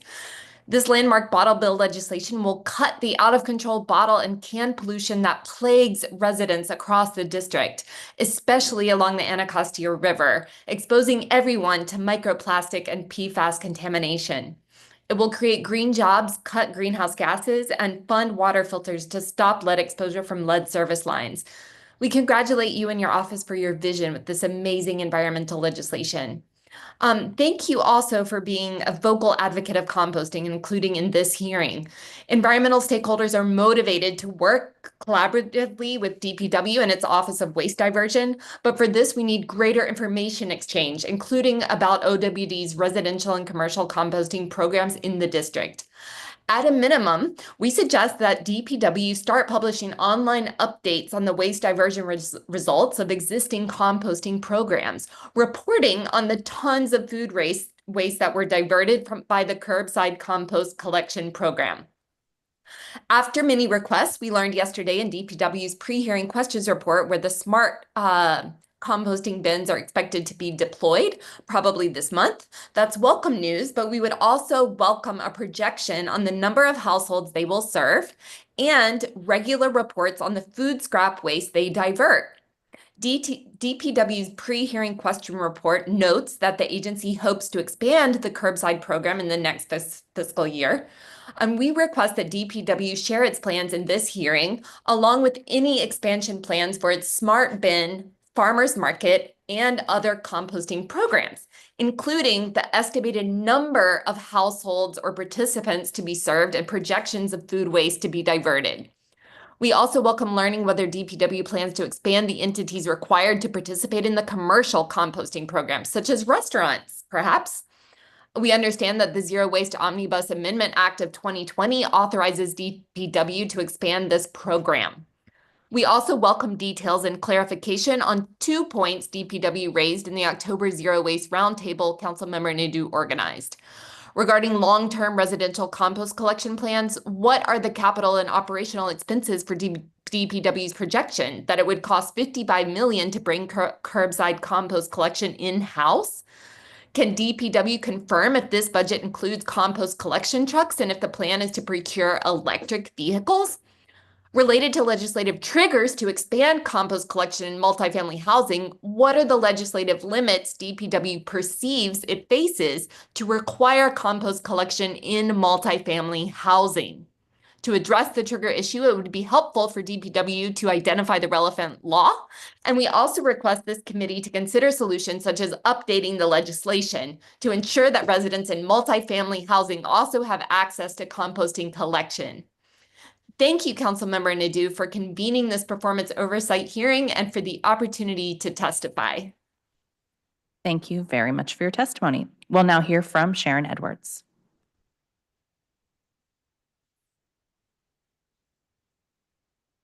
You're still muted, Ms. Sharon. Good afternoon. This is Sharon Edwards, a Ward 5 Brentwood member, community.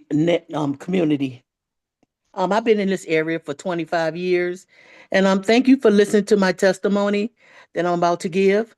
I have a problem with DPW. Zaire Kelly Memorial Park, they are not maintaining that park. I have to call to have the grass cut, and when I do call, they send out a team. And in the park is benches. They'll knock the benches over. It sits on pillows, so the benches will be even. And I've called for them to rectify that. They have not rectified that since last year. Also, they lenient about dumping the trash in the park, and they do not keep their lot clean on the inside and outside of their facility at 1241 W Street.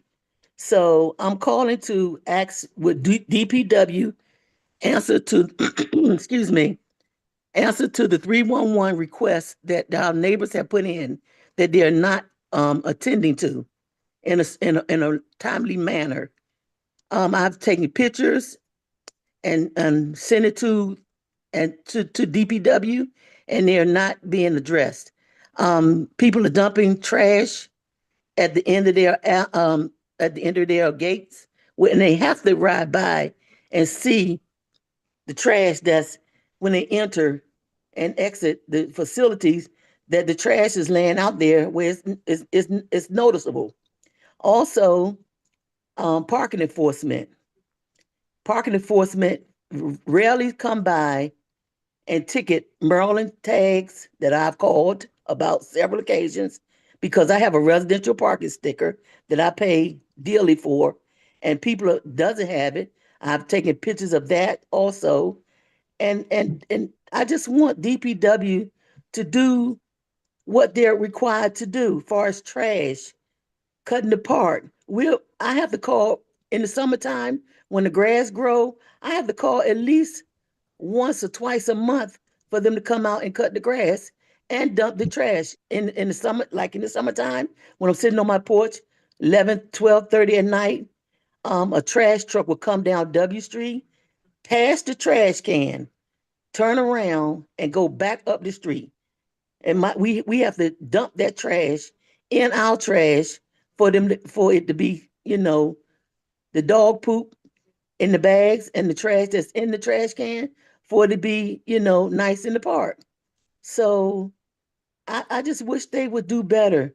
And we need to be on a schedule for the trash pickup in Zaire Cully Park, for the grass, the maintaining of the park, period.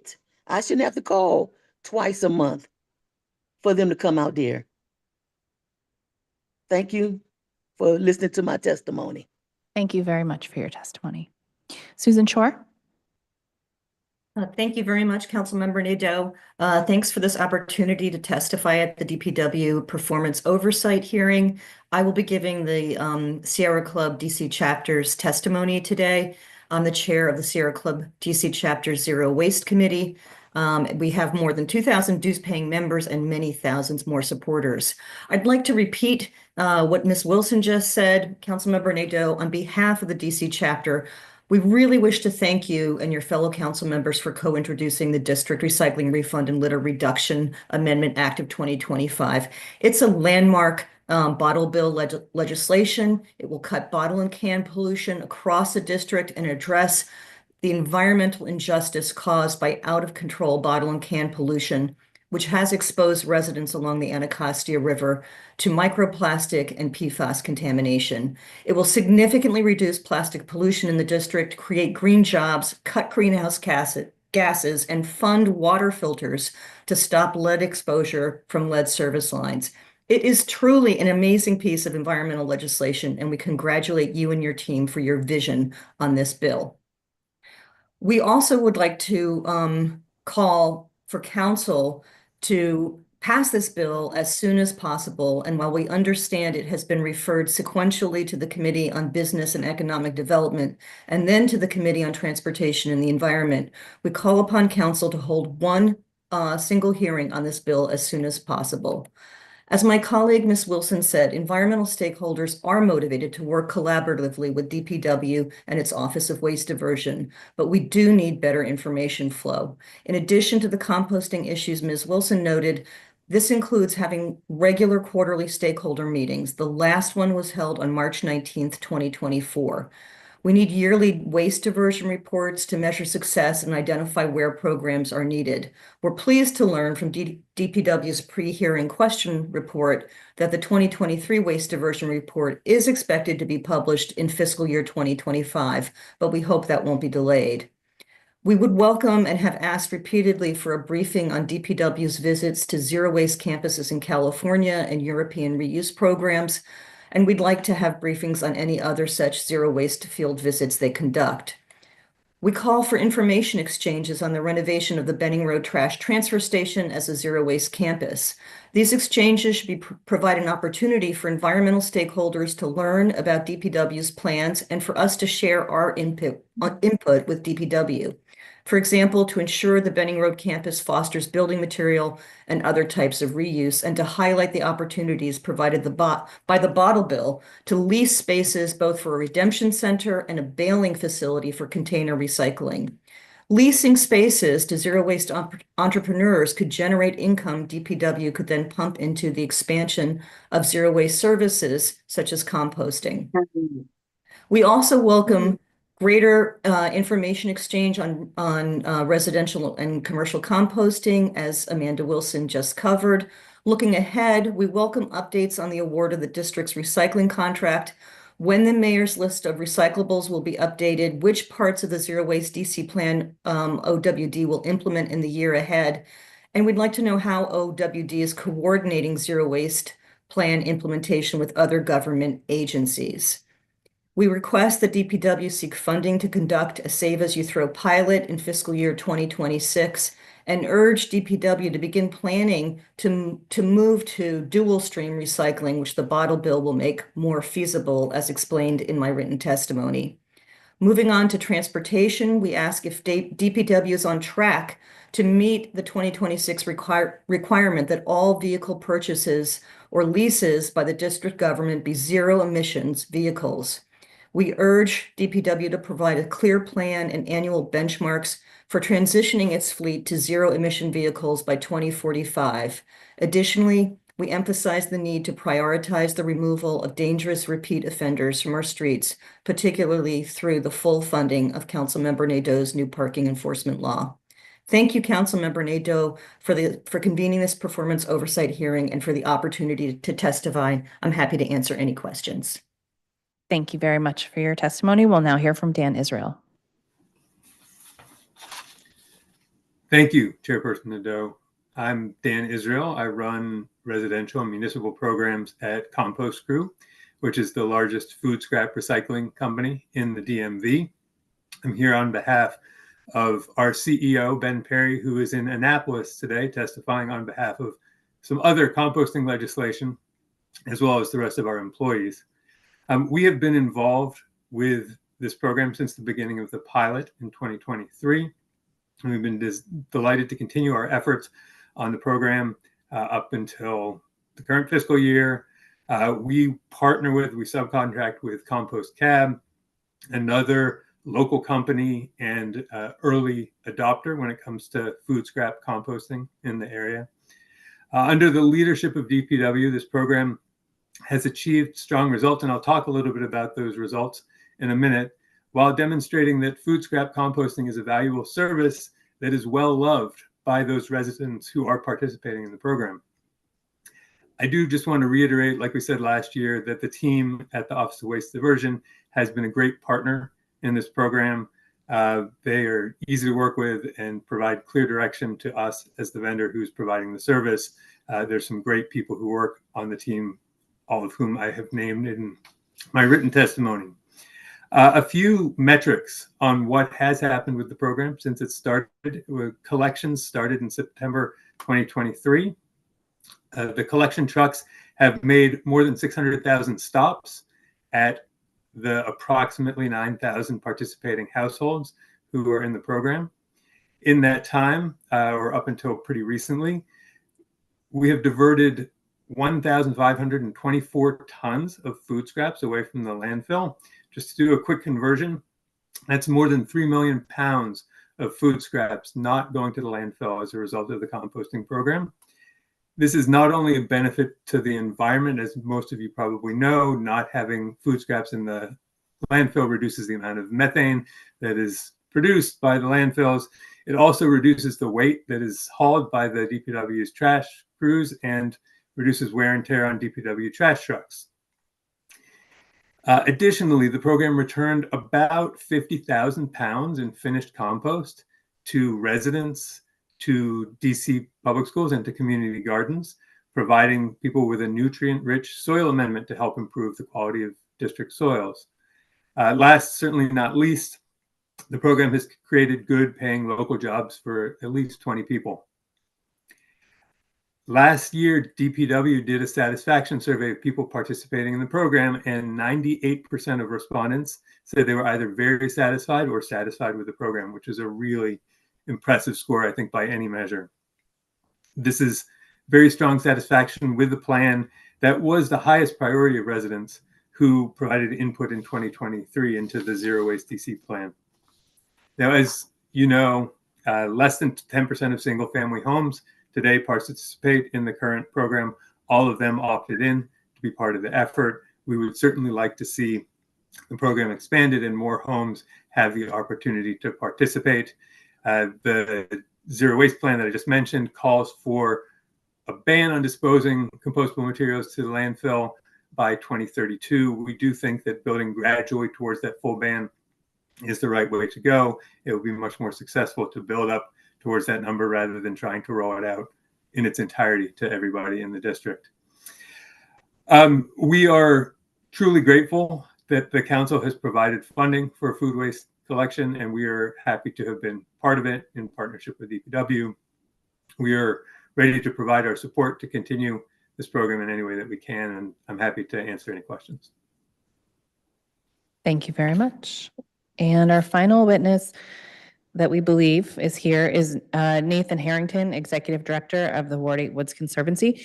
If you are in the Zoom right now and we have not promoted you to testify and you're signed up to testify, please raise your hand so we can do that, because this will be our last witness otherwise. And if you did not sign up and you're in the Zoom and you want to testify, you may also raise your hand to testify. But once we hear from Mr. Harrington, otherwise we will be doing questions and concluding the hearing. Go ahead, Mr. Harrington. Good afternoon. Thank you. And you'll have to excuse me. I've got a bit of a sinus infection. I'm going to be heading over to the clinic as soon as I'm done here. One of the advantages of going last is that I get to hear all of the other the testimony and realize that I'm not on my own here. A lot of what I had to say about trash pollution and illegal dumping has already been amply covered by others, especially Commissioners Jamila White and Sabrina Rhodes. So much of what we do at Ward 8 Woods is just made necessary by the fact that DPW has trouble cleaning up illegally dumped trash and preventing it from happening. And so we kind of step up and do their job for them. I really appreciate and respect a lot of the efforts that are being made, but I just want to point out some of the ways in which I feel like we could do better. It really should not require ANC commissioners and residents and mokers and council offices to, organize a sustained campaign just to address a specific problem. We should have systems so that those things are addressed consistently. DPW and MBD kind of share responsibility for enforcement of illegal dumping. Some of the police districts have environmental crimes units, some of them don't. Some of them have been created and then dissolved, and then new ones created sort of at the discretion of the commander for each police district. Oftentimes we are told that they are going to deploy cameras, but I don't actually see evidence of cameras being deployed. Some of my student lawyers from American University last year, I asked them to look at DC Superior Court records to determine how many people are actually being criminally charged with illegal dumping. And what they found was that, first of all, very few. And secondly, almost all of them were in the 6th Police District with investigations originating with a single officer. That's Matt Jones. He is really good at catching illegal dumpers, and he's trained officers in some of the other districts to do the same thing. But we're not seeing the kind of productivity that we need from them in terms of actually bringing these charges. I think DPW inspectors, they have the different rules of evidence, so they don't need as much evidence to issue a fine as the police would need in order to, get a warrant and criminally charge someone. But we don't see a lot of consistent investigations there. It seems like a lot of times they just forward it to street sweeping. Part of the problem is that the form that you use to report illegal dumping isn't very well designed. They ask you for your phone number 4 different times, and they say, "Did you witness the dumping?" And then there's like 5 questions after that that only apply if you did witness it, but you're not allowed to leave those blank.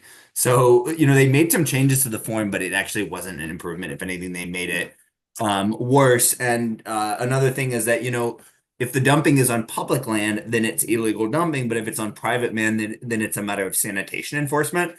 And 311 is supposed to be one-stop shopping, right? As a resident, I should be able to see a problem, report it through 311, and then somebody at Unified Communications will forward it to the right place. But what sometimes happens is that if you submit the wrong type of request, the inspector will say, "Oh, DPW doesn't do that," and they'll just close it or send a note saying you need to report it to somebody else. That shouldn't happen. They should be able to, within the 311 system, transfer it to or change the request type or transfer it to the right agency so that the resident doesn't have to start over. And some of the inspectors do a good job of that, but others don't. So there may be some training needed. Of course, with overflowing dumpsters at apartment buildings and trash that's spreading from apartment buildings over fences onto adjoining public land, the legislation that the council passed gives those inspectors new authority to issue fines if the waste disposal is inadequate. But the problem remains that they only inspect those properties and issues those fines if someone complains. And as I said earlier, our law should be enforced consistently across the board. We shouldn't be waiting for residents to make us think before the law gets enforced. I think it's likely that DPW is going to need more inspectors if they're going to be more proactive about that type of enforcement. DPW leadership testified to that effect last year. And I think that would be a smart investment because it would go a long way to cleaner neighborhoods, and some of that would pay for itself if we can get those fines paid. And just one last thing I want to highlight, there is a street in Ward 8. It's called Dunbar Road. It is basically abandoned. DDOT doesn't maintain it. There are no buildings alongside of it. But people go back there to dump, and it's one of the worst dump sites. So I'm going to be highlighting that also at the DDOT oversight hearing. It would be smart to simply put up a gate and not allow people to drive back there and dump anymore. Thank you. Thank you so much for your testimony. Thanks to this entire panel. Mr. White, thank you for your testimony. Happy to take a look at the things that you compiled for your deck. We definitely want to make sure that your responses are, you're getting responses to your concerns. Ms. Newton, we also love Big Bellies. They cost a lot more than what we have right now, but some of the funding that I put in the budget actually has gone to Big Bellies over the past year, which is very exciting. One idea that I've been trying to pilot is public litter cans. Oh, sorry, this is separate. Are you open to having public litter cans on your residential blocks? We passed a law last year that would allow for that. Right now, DPW isn't installing them. Is that to me? Yes. Okay. Yes, ma'am. I am not aware of what you're talking about, what types of can. I'd be certainly willing to explore it and Any talk to kind you. of public litter can on a residential block. Oh, I'd be concerned if it was one that was open, easily accessible. Yeah, Okay. I would rather see something that was closed. Well, we have a lot of them in Ward 1 because we're so close to all the commercial corridors. Okay. And it's just a place people can throw their trash. But yes, they are the traditional ones until something better is acquired. Oh, yeah, we already have the traditional one. You do have them on the residential blocks already. Meaning the reference to the area I talked about, North Capitol Street, meaning the residential blocks or the actual side streets. The side streets, yeah. Well, I mean, any of them. No, we don't. We only have them on North Capitol Street. Only on North. Ones. Yeah, Okay. that's what I submitted to you in the written testimony. The pictures, Right. so you can see what they look like. Yeah, and I think those are not sufficient because they're open, easily accessible. Yeah. Okay. So the main issue is just that they're being open. The Big Belly has a compacting function. That's not necessarily a requirement as long as it's a closed container. Yeah, that's not necessarily a requirement. I proposed those because I just happened to be out one day and saw them near the national park area in the commercial area, and I said, that's a great idea. I wanted to propose that, but something similar if you don't think that would work. It's something that is closed, secure. I think the ones also in National Arboretum that are designed to keep, the deer and any other critters out of them. They're shut tight. Yeah. Okay. Thank you. Thank you very much. Appreciate it. Commissioner Kaufman, I'm wondering if that Eventbrite sign up is maybe coming from the Office of the Clean City. It may be. Okay. And apologies if I have that incorrect. It's again, it's not terribly difficult to use, right? But I do wonder if there are impacts just because of, you run out of the slot, you end up not coming, you have more people that are not turning out because of the digital divide to begin with, because they find it cumbersome. You have to actually wait for them to populate. So I had to set a calendar reminder to myself to remind myself to look for when they get posted so that I could grab one to be able to recycle electronics that we had. So just because of the environmental impact of those when they get put in the landfill, it's something that I wanted to bring to attention, just to make sure that we're not inadvertently creating more impact and waste in our landfill and adding toxic pollutants there, because people just find that an easier path because of this new process. Yeah, understood.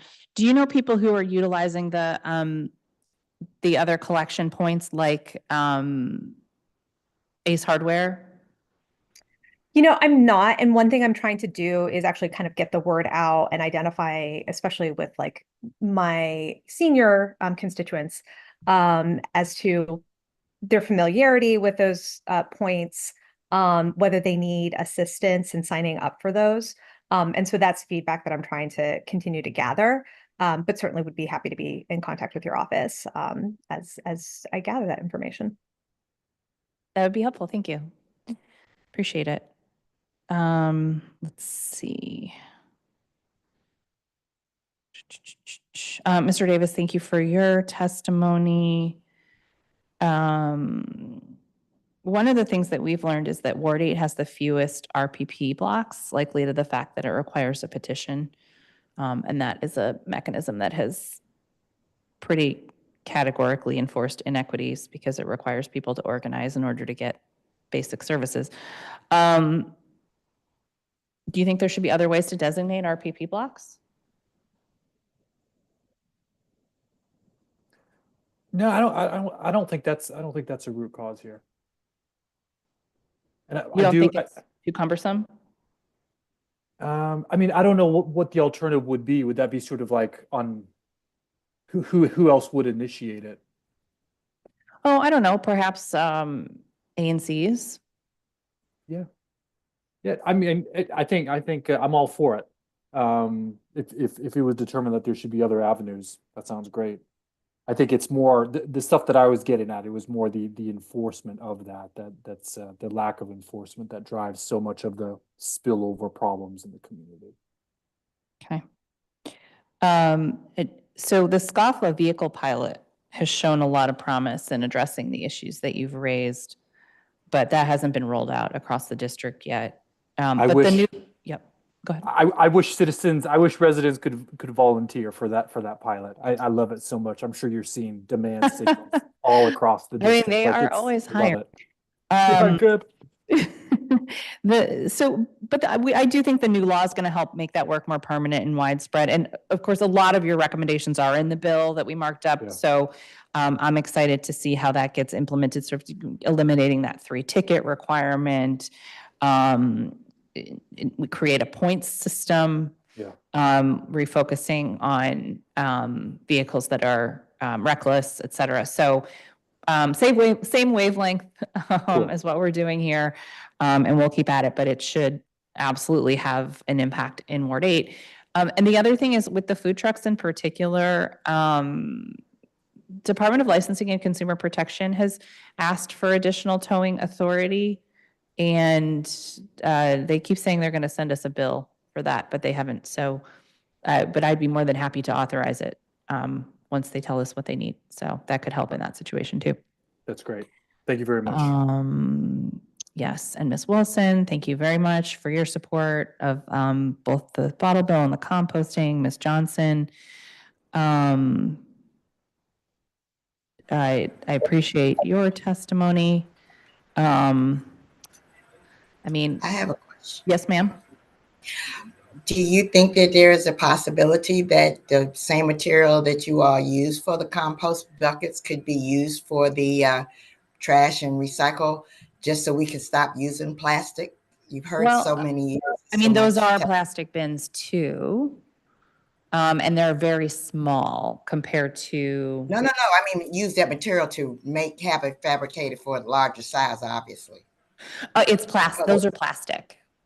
But you said they're rats can't eat. Oh yeah, because they seal. They have a screw on top, unlike the flip top lids, right? So. But rats chew through the plastic. Yeah, but it's plastic. We haven't had the issue with it. Maybe it's a different kind of plastic, but. Because steel, metal, something. Yeah, I mean, you probably heard my conversation at the last panel that the real priority here is getting that food waste out of the green bins because that's what's attracting the rats. Rats eat more than food. I know they do, but they prefer the food, and I have seen it with my own eyes that when we have composting, there are fewer rats in the neighborhood, and so I know that I hear the desire to have higher tech trash cans in our yards. But for those of us who really, truly care about getting rid of rats, we have to stay focused on getting their source out of those cans.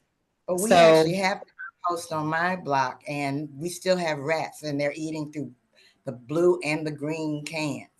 And just so we can just show that home rule does work, some things can get done. That's Yes, my ma'am. own- Well, and also, like, I don't want us to be doubling down on this issue that we need Congress to solve our problems. Just a reminder, DPW picked up all the federal government's trash during the many government shutdowns, and we still haven't been reimbursed for that. So, all right. Probably going to. let's keep talking about how we can work together to improve our government. I'm here for that, and I appreciate it. But let's keep talking about it. And I think better containers is a good idea, but we got to get the food waste out. That's got to be a big priority. Everyone who complains to me about rats has got to get on board with composting, and then we can talk about the other stuff. That is my request. Mr. David, Ms. Edwards, thank you so much for your testimony. Mr. David, where in the district do you think would be reasonable to relocate some of the industrial uses? That's a good question. I mean, anywhere than the areas that have been, historically burdened of it. I guess I'll start there. Especially just due to the fact that, a lot of these areas have long legacy of air pollution, long legacy of, health impacts that we still have yet to uncover. So, I feel like, if opportunities arises, yes.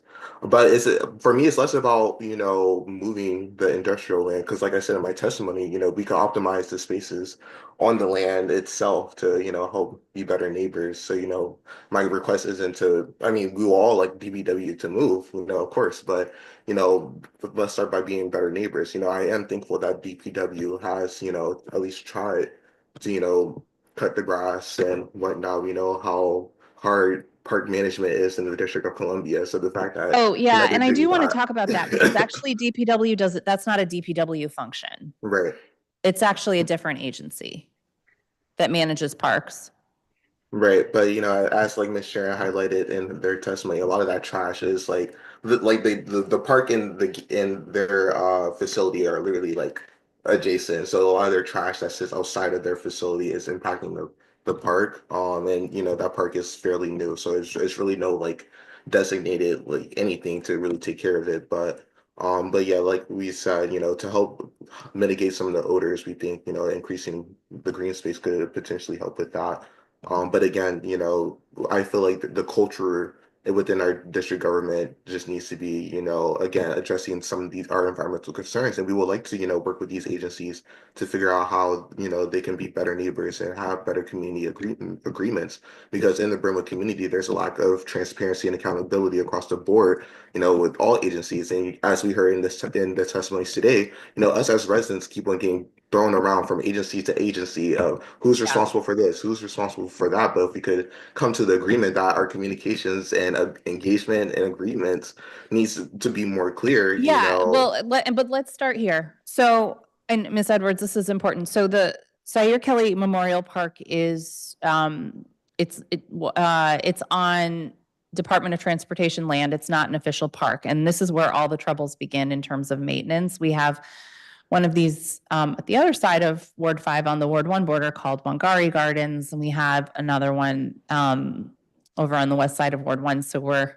no stranger to this. But one thing that could be beneficial is working with the council member in your ward to initiate a transfer of that land officially to DPR from the Department of Transportation, because once that happens, there's a whole treatment for it that happens regularly. Who cleans it, who mows it, who empties the trash. That's been really helpful for us.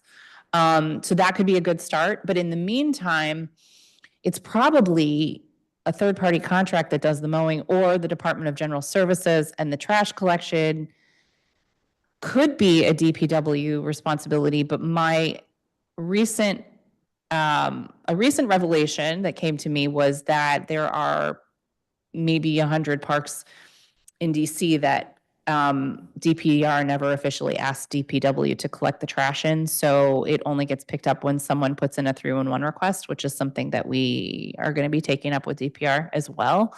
But let's work through this. And I would highly, highly recommend engaging, it's Ward 5, right? The Ward 5 council member on this too, because that is probably the best way to make sure all of the legislative pieces come together too. But it may be that DPW doesn't have any responsibility for that space, or it may be that they're in charge of emptying the cans. But the rest of it, we got to get the right people involved because that space is really important. Yes, and we will definitely welcome DPW to, reach out and work with us. We're trying to host a convening in the springtime of all the district agencies impacting the Ward 5 area, just due to the fact of the over concentrations of, industrial things happening. So we definitely appreciate any community engagement. Great. Thank you so much. Mr. Webenson, what grant program from DPW helps support your new litter cans? There's been a line item in the budget that the bids petitioned for about a decade ago, just to be able to replenish or add additional cans. The public can't take such a beating through just normal wear and tear, vehicle hits, civil unrest, that they just don't get replenished quickly enough. And so bids were doing it themselves and becomes a huge capital expense for us. So we just worked with, at the time, Director Howland, and then got some support from Mary Che at the time. But it's something that's been inconsistent, especially through the pandemic. And one of the things we're really trying to get, sort of the comments today, we worked with Victor Stanley to do a sort of rodent-proof public trash can, because we agree that the public trash cans are a huge source of food and it's really hard to contain. And so we've put out 5 of them that we purchased ourselves as a test, and they've worked pretty well. We're also working with Metro Store, the ones who do the recycling or the composting cans, just to try another model. But they've been really good in sort of changing the behaviors of rodents in some of our plazas, where you want to have people enjoying them and eating lunch, or just enjoying the nice areas there, but have a place to put the trash away that doesn't really encourage rodent activity. And so we're hoping there'll be more funds in it. I know at the budget hearing, a lot of the bids to the bid council are going to be, again, helping to request additional funds, just because it plays a huge role in keeping a public space as rodent-free as possible. For sure. Aside from all the stuff we do with our bid members, trying to educate and composters and containment devices and all kind of other things, and staff training. One thing that might be helpful too, from our perspective, is if some of the ward council members might want to send funds from their committees to assist, that would be very helpful, because there's certainly an incentive ward by ward, and we'll be looking to solve some citywide issues. Like you heard, we just essentially got an order for, thousands of big bellies from everybody today. So I know you all can't use those because of the historic district. Yeah, it's also costs and maintenance issues. Yeah, We've talked to our colleagues that we want containment necessarily without the sometimes the mechanical challenges that come with the compacting. But yeah, we work happily to work with anyone to try and find better solutions. Right on.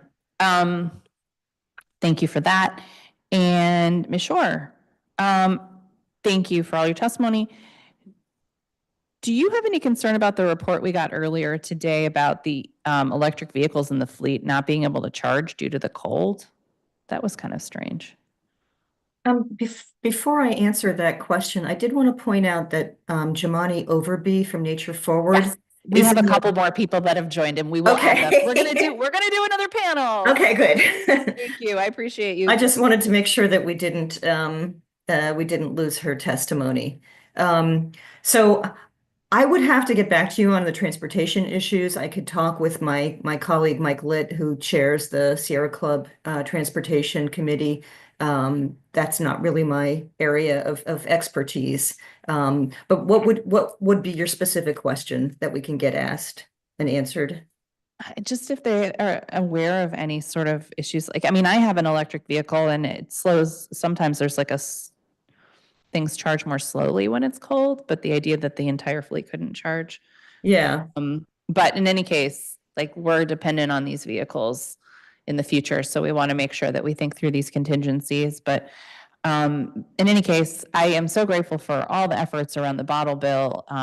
It's been great to work together with everybody to move this forward, and the idea of dual stream recycling, et cetera, really important. And generally in the conversation today, I think we've had a lot of good input from residents about the way our waste management needs to work better.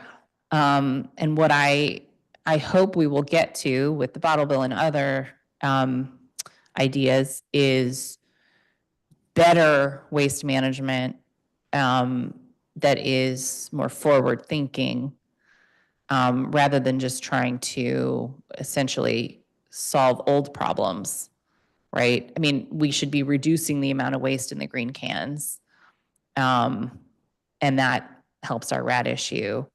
And there are some more innovative ideas out there, like pay to throw, where we're charged by our trash volume, to get people to reduce their waste, that I think should be on the table. As much as we hear about trash as an issue, whether that's from our residents or our president, we have to be smarter about our approach here, and not just fall back into old habits to solve persistent problems. So I'm really grateful for the way that you all are thinking about these things. Great. I totally agree with you. I did note in the DPW's responses to the pre-hearing questions, there was a question about, was there anything that they didn't have funding for that they're required to do by law? And one of those is the pay-as-you-throw pilot, or save-as-you-throw pilot, as they refer to it in that report, which is why, the Sierra Club testimony is urging that there be funding to do that pilot in the fiscal year 26 budget. And once the bottle bill goes into effect and we get all the contamination of all of those beverage containers out of there, we do have the possibility of having a much cleaner stream of paper and cardboard, which is very valuable if it's clean, but worthless if it's a dirty pizza box. So it really does open up the opportunity for us to have more effective and innovative, as you call it, recycling programs. So I'm glad we're thinking along the same way. Thank you. Absolutely. Mr. Israel, thank you very much for your testimony. What improvements do you think could be made in DPW's administration of the compost pilot?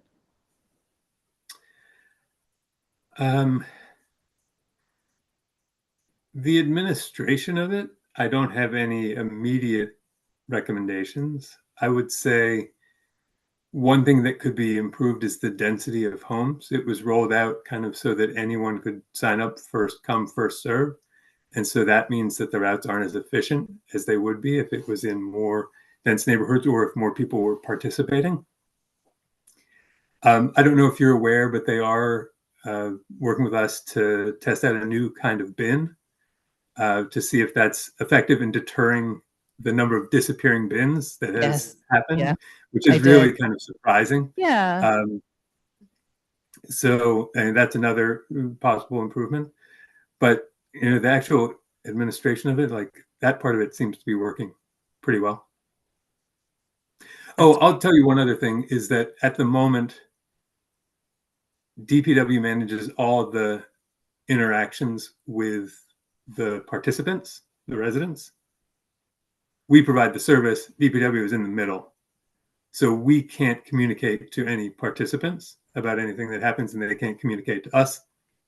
As it gets bigger, that seems to me that will be unwieldy and inefficient, but there may be reasons for it.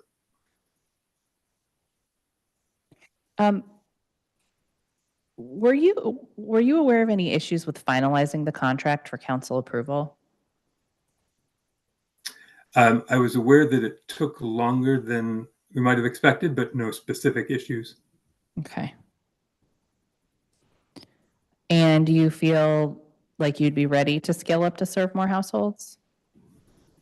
Absolutely. I think the original scope of the project when it was first anticipated was 12,000 homes, which would have been 1,500 in each ward, and that would be quite easy to achieve. And even bigger than that would be within the scope of what our team can handle. Now, the bigger it gets, the more you need to add some vehicles, and so that needs a little bit of lead time. But that's something that we certainly are familiar with doing, and we could scale this significantly. And is there regional capacity to process more compost? That's a great question. There is capacity. Today, the two main processing facilities in the area are in Prince George's County and out in Prince William County. And as far as I know, they still have more capacity to spare. There is the digester in Jessup, which has added more capacity in the region, although it's not composting, it's anaerobic digestion.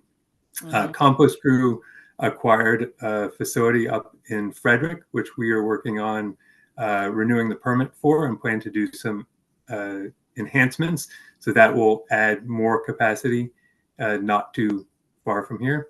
So I think that there is more capacity coming, and I don't think that we're running into kind of any limits at the facilities that I've mentioned, but the region will absolutely need more capacity as more homes, buildings, and businesses start to compost their food waste. Thank you very much. My pleasure. Mr. Harrington. Yes. Have you worked with OAG as well, the way Commissioner White was talking about on illegal? Not yet. I know that the council passed a reform that gives them the authority to pursue civil action against scofflaw dumpers and property violators. My question at the time and still now is exactly how they're going to obtain the evidence, who's doing the investigating, if not DPW or MPD. Okay. I did have a conversation with them, and we will be, so I'm aware that we have the option of bringing these issues and evidence to them. Okay. Helpful. Thank you very much. Appreciate it. In your work with MPD and DPW, have they ever requested video footage from residential homes for illegal dumping? Not to my knowledge. Yes, some of these dump sites could conceivably be within the view shed of a residential security camera. But I haven't heard anything about that. What I'll say in general is that although I bring a lot of concerns to them about illegal dumping and sanitation enforcement, the officers and the inspectors don't give a lot of information back to me about what's happening, and there may be reasons for that. They could compromise their investigations by telling people, but it can be frustrating to really not have hardly any idea of what's being done. Sometimes I come away with the impression that nothing's being done, just because I don't see I don't see what is being done. What I do see is that the dumping continues to happen. And as I mentioned with the court records that we obtained, we saw that very few people were being charged, and basically, unless you were doing it in 6th district where that one officer was working, there was basically no chance that you would be charged. Thank you. That's very helpful. Well, thank you so much to this panel. Appreciate it. We're going to do one more. Miss Nadeau, can I just Yes, ask you one quick question? This is one quickie. Do you have any thoughts on perhaps improving the litter process that collectors leave behind when they're picking up the trash? Is that on your radar screen at all? Yeah, it is. I mean, one of the big issues is when people aren't bagging their trash and then there is all that loose litter. That's actually a huge problem. So, we see that pretty consistently, and that's something that we need neighbors to help with. They leave it behind though. They don't pick it up. Yeah, no, I heard some interesting ideas today though about that. So we should definitely keep talking about whether it's a third crew or just, more regular cleanings, and also a reminder, neighbors can request those via 311 is an alley cleaning. So, The street, okay, all right. or I just wanted street to- cleaning. You can request the street cleaning too. But yes, I hear what you're saying. Okay. Okay. All right. Thank you. Thank you so much. Our next witness is Commissioner Warburton. Oh, hi, so quick. Um, yes, hello, my name is Mike Warburton, Commissioner for 4CO3, which is the Petworth Metro area, Raymond Elementary. And hear about trash and compost in relation to rats, which it sounds like people have already been talking about. I'm not representing the 4C Commission, which is to be transparent, but I've been in my current location for about 5 years now, 5.5. We've had multiple rat treatments in our alley, and they did their job well, but long-term efficacy of spreading poison around our homes repeatedly, maybe not so great. So I'm here to also support the curbside composting programs. I was looking through the zero waste plan and saw that it was the top priority for residents, and that actions 14 and 19 both called for the curbside collection. So yeah, big supporter of that. Like I heard you say, Councilmember Nadeau, my house also uses a private compost service that caused a big decrease in the rat activity inside our cans. But one issue we've had is that we share an alley with a large apartment building, and they have, a large bank of trash cans that have a ton of food waste in them. The lids half the time don't get closed because they're just overfilled with things. And so the rats have a massive buffet at their disposal there.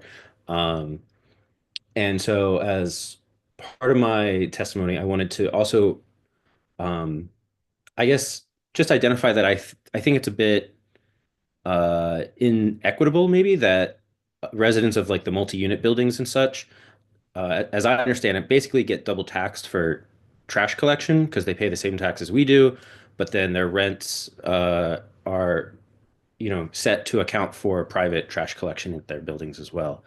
And so it would really be my preference if we could get DPW to service all residents, regardless of what type of structure they lived in.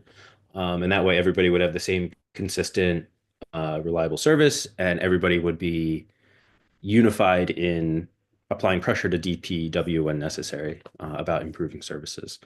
I know that'd probably be a big increase in cost, but hey, what's the government for if not to pick up the trash and things like that, right? So, and then I also wanted to also echo the desire for stronger materials in the trash bins that I heard. I forget their name, but and I understand composting being a priority there, but I think there are pretty innovative solutions we could do that would help the whole city feel a little bit more modern. Like I recently became aware of like the underground bins that are used in Amsterdam.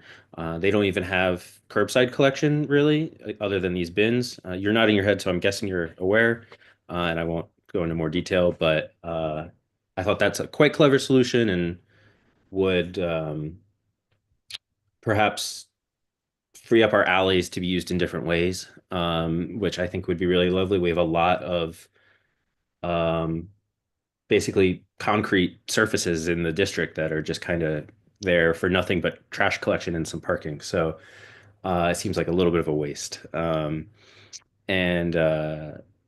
let's see, I think that was everything. Other than that, just thinking about the way things get prioritized, just having trash bins that are larger than recycling bins sort of, to me, kind of feels like the trash is what you're expected to do, and the recycling is a little bit of an afterthought. So just anything that encourages, like the bottle bill, I'm a supporter of the bottle bill. Anything that encourages people to be recycling instead of disposing, I would support. So I only planned to talk for 3 minutes, so that's all I got. Thanks. We can talk more in a minute. Ms. Overby?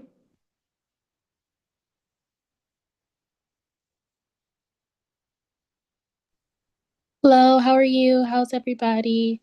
Forgive me, I'm on my phone because I'm having some complications with my laptop, but Good afternoon, Councilmember Nadeau and members of the Department of Public Works. My name is Jamani Overby, and I'm here today on behalf of Nature Forward to discuss critical environmental justice issues impacting the residents of the district. I want to begin by thanking Councilmember Nadeau and 11 out of the 13 council members for co-introducing the Recycling Refund and Litter Reduction Amendment Act of 2025. This legislation represents a crucial step toward reducing waste all over the city, specifically in our wonderful green spaces. Equity and expansion will probably be my keywords for the rest of my testimony, but I really wanted to share that Nature Forward is proud to be a founding member of 3RC, the Return, Refund, and Recycle Coalition, and we fully support the bottle bill, as many people I'm sure already have shared already. This bill will require the 10-cent deposit on beverage containers, which consumers can reclaim upon returning their bottles. Decreasing litter in our communities is not just a environmental necessity, but also an issue of public and mental health. More than 1,000 of district residents have voiced their support for this bill and through petitions and postcards. Recent community workshops I've led with neighbors and residents, they shared that they would be more likely to dispose of their bottles and pick up bottles with the bottle bill. So we hope to see that continue to progress. Another key issue is access to clean and safe public restrooms. The current DC pilot program for the public thrown restrooms has shown promise, and we support expanding this initiative to 2025 and beyond, particularly in Ward 7 and 8. This expansion is essential for reducing E. coli pollution in DC rivers, including the Anacostia River, where human and dog waste contribute to unsafe water conditions. Today, no rivers or streams in DC are safe for swimming due to high levels of bacterial contamination, and providing more public restrooms that remain open 24 hours in high traffic areas and near waterways will help mitigate this public health issue while supporting the dignity and well-being of all residents.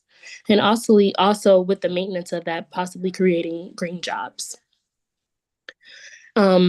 Like others, I also would like to support the expansion of the compost pilot program and the implementation of the Save As You Throw pilot. DC has set an ambitious and commendable goal of diverting 80% of its waste from landfills and incinerators by 2032. And the ongoing curbside compost pilot program for single-family homes is a step in the right direction, but we must expand the initiative. The food waste collected in DC being processed where it replaces synthetic fertilizers for farmers is very important. And we ask that the expansion of this program and the institution of the Save As You Throw pilot program to include more DC residents to see the impact of programs like this that can bring us closer to our environmental goals and reduce our reliance on harmful waste disposal methods.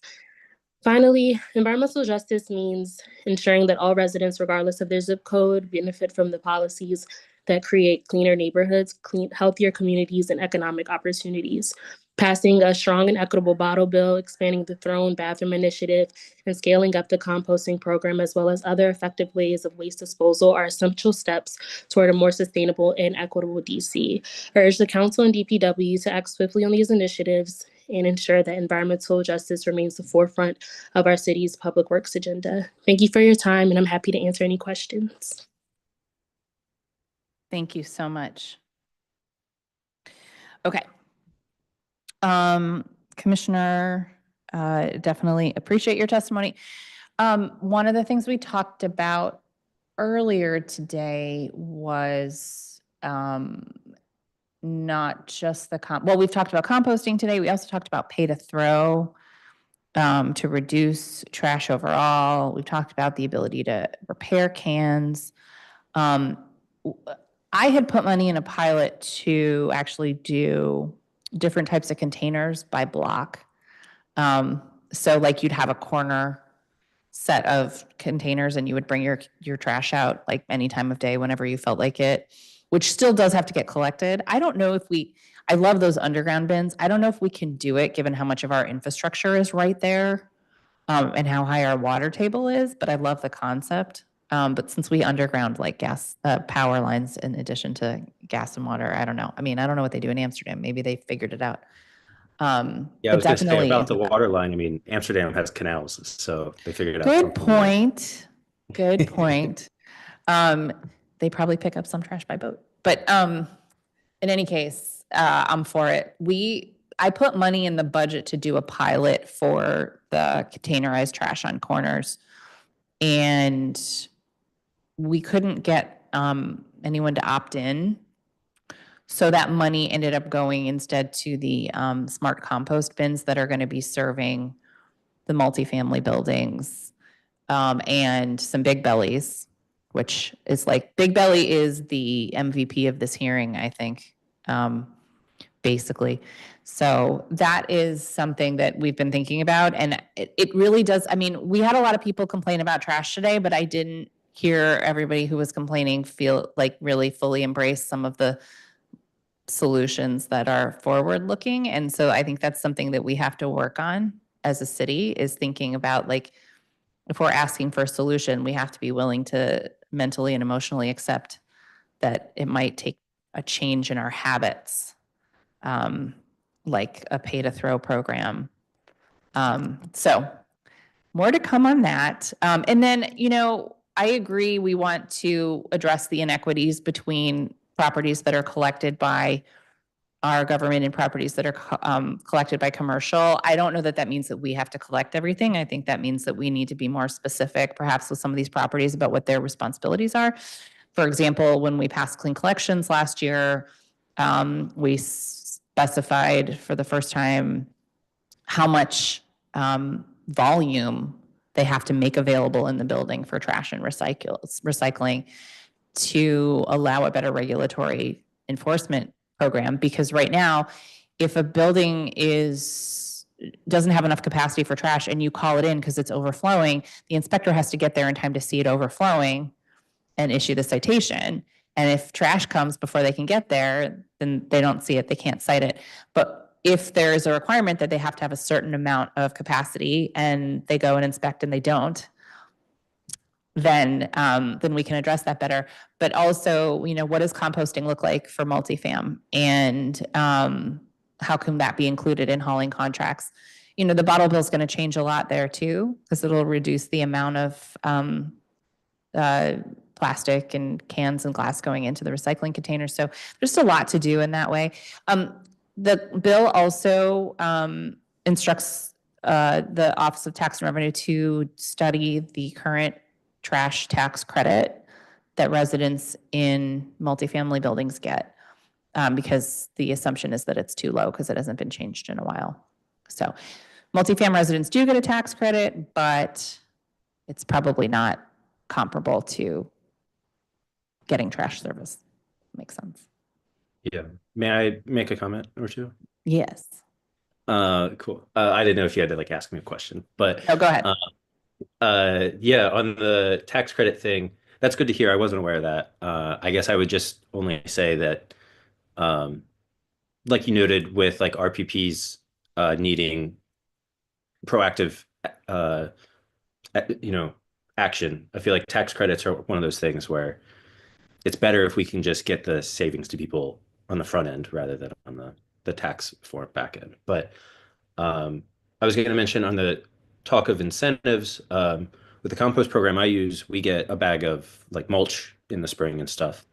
And so I think maybe if we could do things like that show the positive impacts of switching our method of waste disposal, that might help persuade people in addition to just the financial penalties and things. So For sure. Ms. Overby, thank you so much for your testimony. Just appreciate your partnership on all these issues, and happy to keep working together. Thank you. Thank you so much for all you do. Same. Okay, that's the end. No more witnesses. This concludes today's performance oversight hearing. If you plan on submitting written testimony for the record, please do so by going to the council hearing management system at lims.dccouncil.gov/hearings. The record will close on February 25th at 5:30 p.m. The Committee on Public Works and Operations will be holding more performance oversight hearings over the coming weeks, including 2 this week on the Contract Appeals Board, the Office of Human Rights, and the Office of the Chief Technology Officer, and the Office of Risk Management. Please visit the council's hearing management system to view the council's upcoming hearings, where you can also register to testify, view agency materials, and submit your own written testimony for the record. The time is